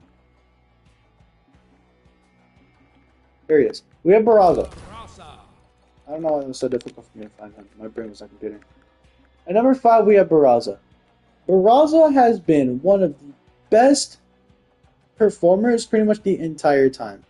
The entire time that we've been here. I mean, we saw it. Winners Finals. Dude went off that set. In two games, he had 500 damage per game and like 5 KOs per game. He had 10 KOs and like 1,000 damage in 2 games. Which the 1,000 damage is pretty regular, but the 10 KOs is not. Dude went off, and that like sky leaped him past Nye, past Roland, past a few other people, right? So there's no conversation. Barraza, 5th in MVP, was one of the best the entire tournament throughout. And, you know, he was just better than a lot of the competition. He was only worse than 4 legends, in my opinion. Less valuable than 4 other legends. Number 4, coming in at number 4, is going to actually be Sir Roland. I was kidding about him passing Sir Roland, obviously.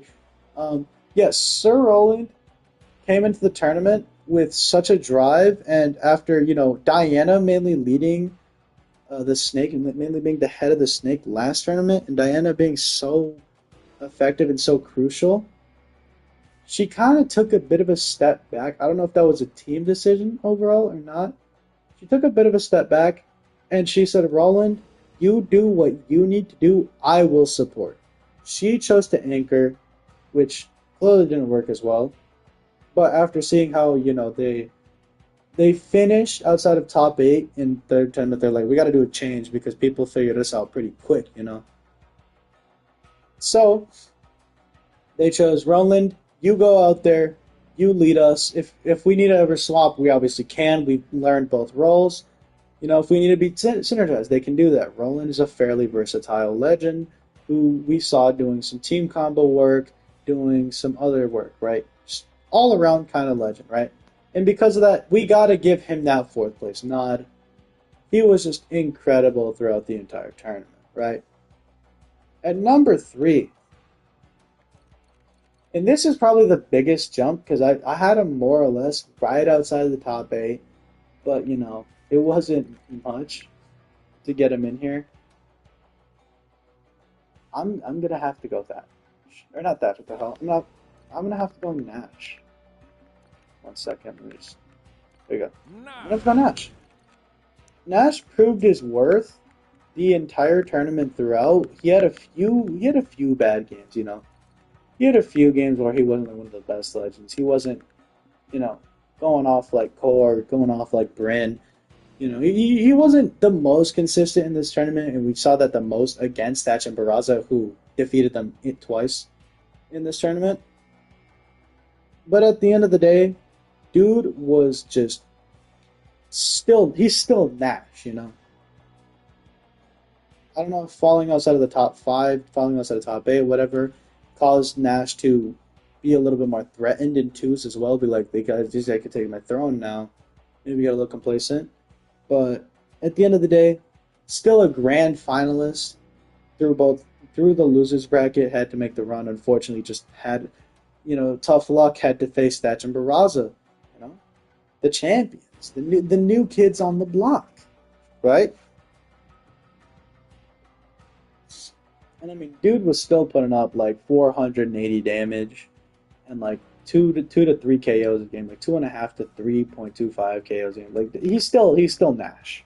At the end of the day, he's still Nash. Number 2 on the MVP list. I'll be honest. The reason why you don't see Jala is because she fell out. I'll be honest. Jala, on more of an honorable mention, fell a little bit outside of the top. Outside of the top 3, because the last that we did see her, she was nowhere near as effective as when we saw her in every other set before, against Diana and Roland, against what's his name, against Core and Patrick, against good teams. We didn't see that from her. We didn't see the Jala that was high KO, high damage from her when she faced both Nash and Arcadia and Thatch and Barraza. And that means she has potentially 2 kryptonites. And if you remember, despite I think beating out Diana and Sir Roland, if I can find it here. If I'm not mistaken, they beat Diana and Sir Roland in 4 games. Yeah, they did. They beat Diana and Roland in 4 games. I wouldn't really act like it was like a super massive win. They beat Bothalla and Ember, another top 8 team. Like, this is a team that beat top 8 teams to get here. They beat, and I'm not kidding when I say this, outside of Artemis and Mako, rest in peace to those brothers, they beat 1 top 8 team in Corey Patrick, 2 top 8 teams, Bothalla and Ember, 3 top 8 teams, Diana and Roland. They had a really rough winner's side run, and then when they finally lost, finally really met their match was too much for even them. And I mean, Lucian rose to the occasion. Unfortunately, though, Jala didn't. And she just didn't. She wasn't hungry enough. She didn't want it enough, and she slid off my list because of that. But she is an honorable mention. Another honorable mention would be Patrick, if he didn't absolutely flame out. On the other hand, the person who will deserve the top 2 MVP nods. Arcadia. Thank you, announcer. Arcadia, the entire tournament throughout, was one of the best. She was one of the best. Just the best, the brightest, did everything right, did everything well. And because of how well she did, she was number 1 for a good minute. Like, up until, I think it was, Sentinel and Cassidy? Yeah, up until, Sentinel and Cassidy, so, first 2-3 sets? Yeah, the first 2 sets, number 1, undisputed, no conversation. She was the best. And then, she slowed down a little bit against Sentinel and Cassidy. Meanwhile, Thatch and Barraza, who faced Vivian Rayman, faced Magyar and Caspian. These aren't really, really good teams, of course. It's a bit of an easier run. But then they faced Naya and Reno, a top 8 team, who really really made them work for it.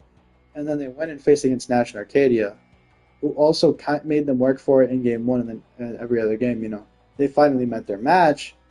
Arcadia shied away a little bit. In winter semis, she shied away a little bit, but it wasn't just there. Against Bodvar and Ember, Nash was going off. But Arcadia had, I think, 1 game where it was really, really good. She had She had 2 600 damage games. She went off again. She was like, oh, this is baby food. And then we saw them against Diana and Roland, and she was a little shaky again. Had a few games where she wasn't really doing the best. She wasn't really the biggest contributor. We saw Nash clearly take that dominant role over again. Against Lucian and Jala, they both just dominated them. Let's be honest, they both just dominated. If it wasn't for Lucian, it would have been a sweep. And then in grand finals, she was completely out of it. I don't know if she ran out of gas, she didn't have anything in the tank, or they just got her number perfect, just all 10 digits, exactly how it's supposed to be. They figured her out, and she panicked, she croaked, she didn't contribute to Nash, who did every single thing in his power to will them in. In game one, I do believe in game one she played really, really well, and then she flamed out from there.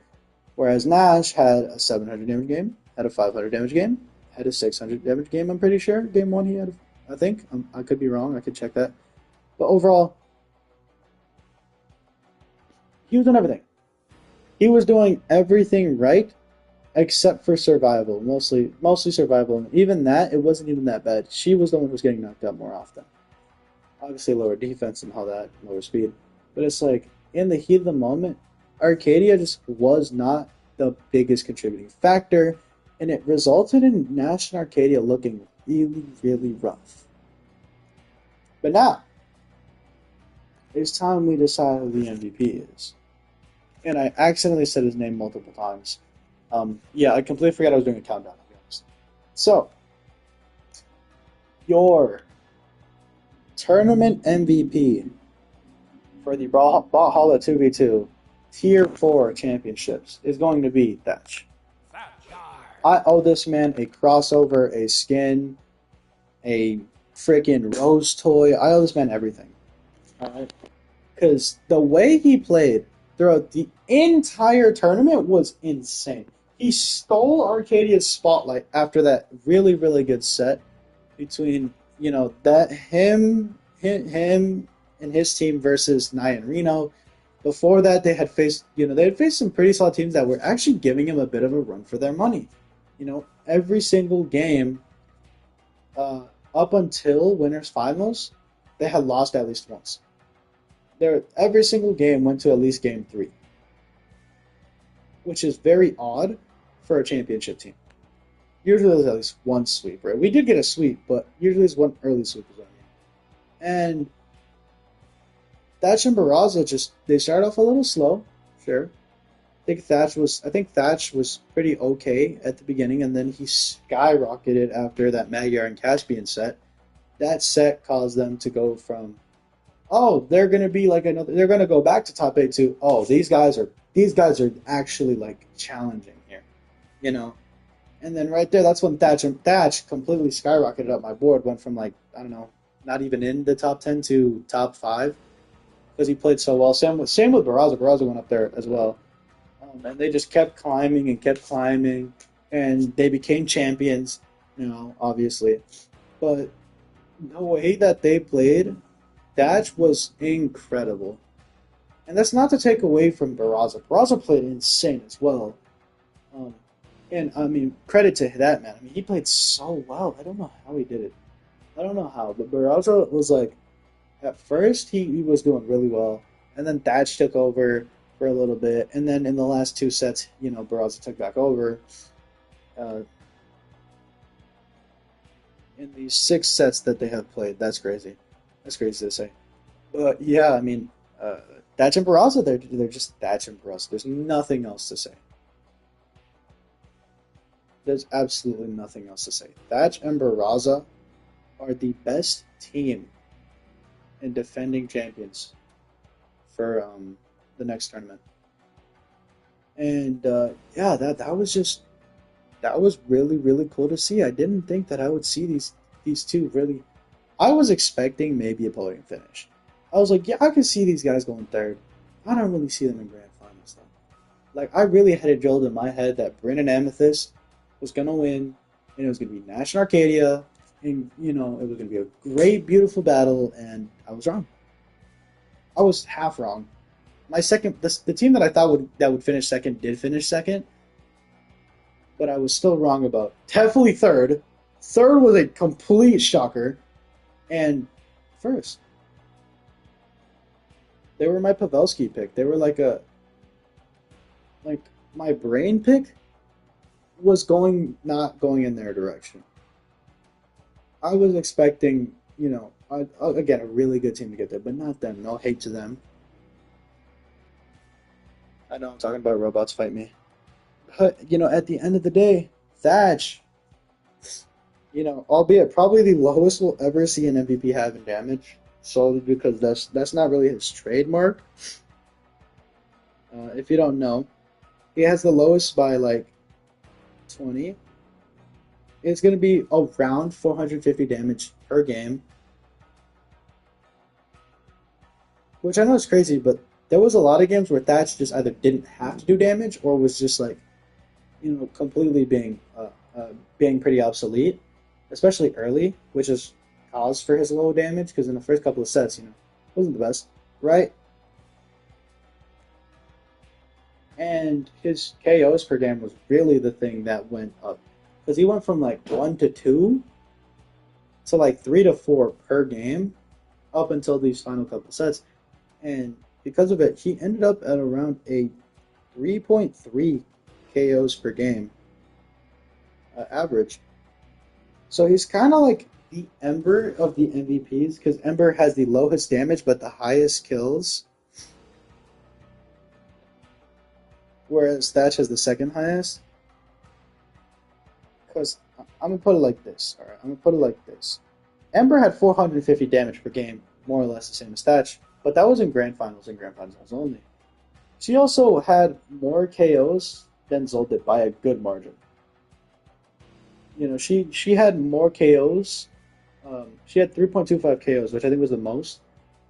Thatch has 3.3, which is second highest by 0.03 for MVP overall tournament. Then again, Queen Nai was an absolute mythical monster because she actually had. I went back to watch the stream. She had more 500. No, my bad. She had more 600 and 700 damage games than she had games below 450 damage.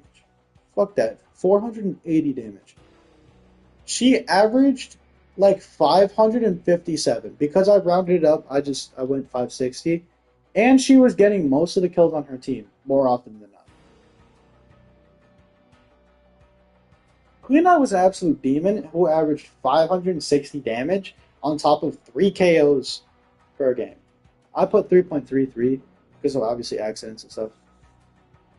I'm not gonna measure like 12 sets of fucking games.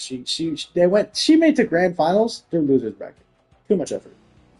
But still, Thatch MVP. Nobody can take that away from him.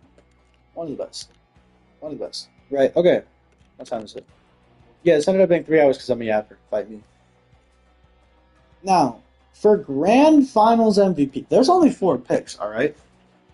There can only be 4 choices here. Nash, Thatch, Arcadia. I'm sorry, I want to make a square. Arcadia or Barraza.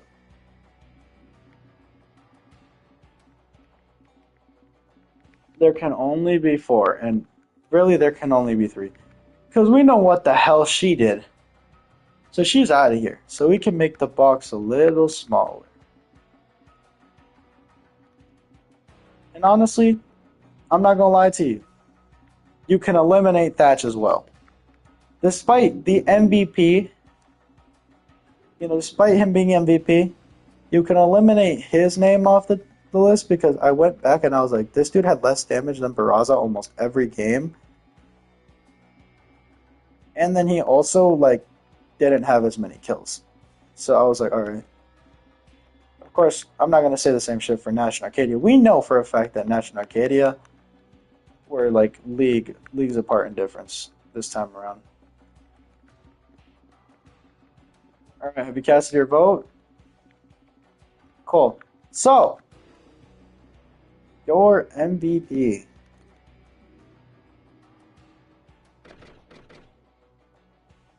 Of this tournament will be Barraza. Not bad, MVP. Grand Finals MVP. It will be Barraza.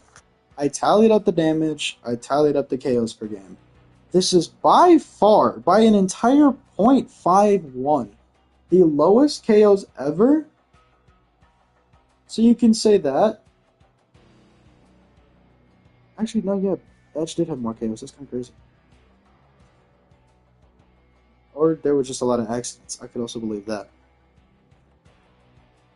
Averaging 506 damage, which is a which is a tournament best, like a so far Bothalla record, because the second highest is 480 damage per game. So that's 26 more damage, almost 30 more damage per game, and 2.2 KOs per game. And that sounds a little crazy, right? You might be like, whoa, whoa, whoa, whoa, 2.2? You telling me this guy more often than not had less than half of his team's KOs? Yes, but there's a reason for that, and I'm going to tell you what it is right now. In the two games, yeah, okay, in the two games that Barraza and Thatch lost, he had one KO. In the three games that Thatch and Barraza won, I'm not kidding, I don't know how this was. He had 3 KOs, then 3 KOs, then 4 KOs. Not to mention he had a near 700 damage game. Obviously, Nash topped that with his own incredible game.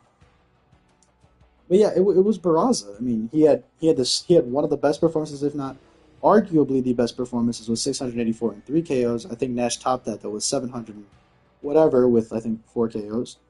Pretty much doing everything he could in game 4.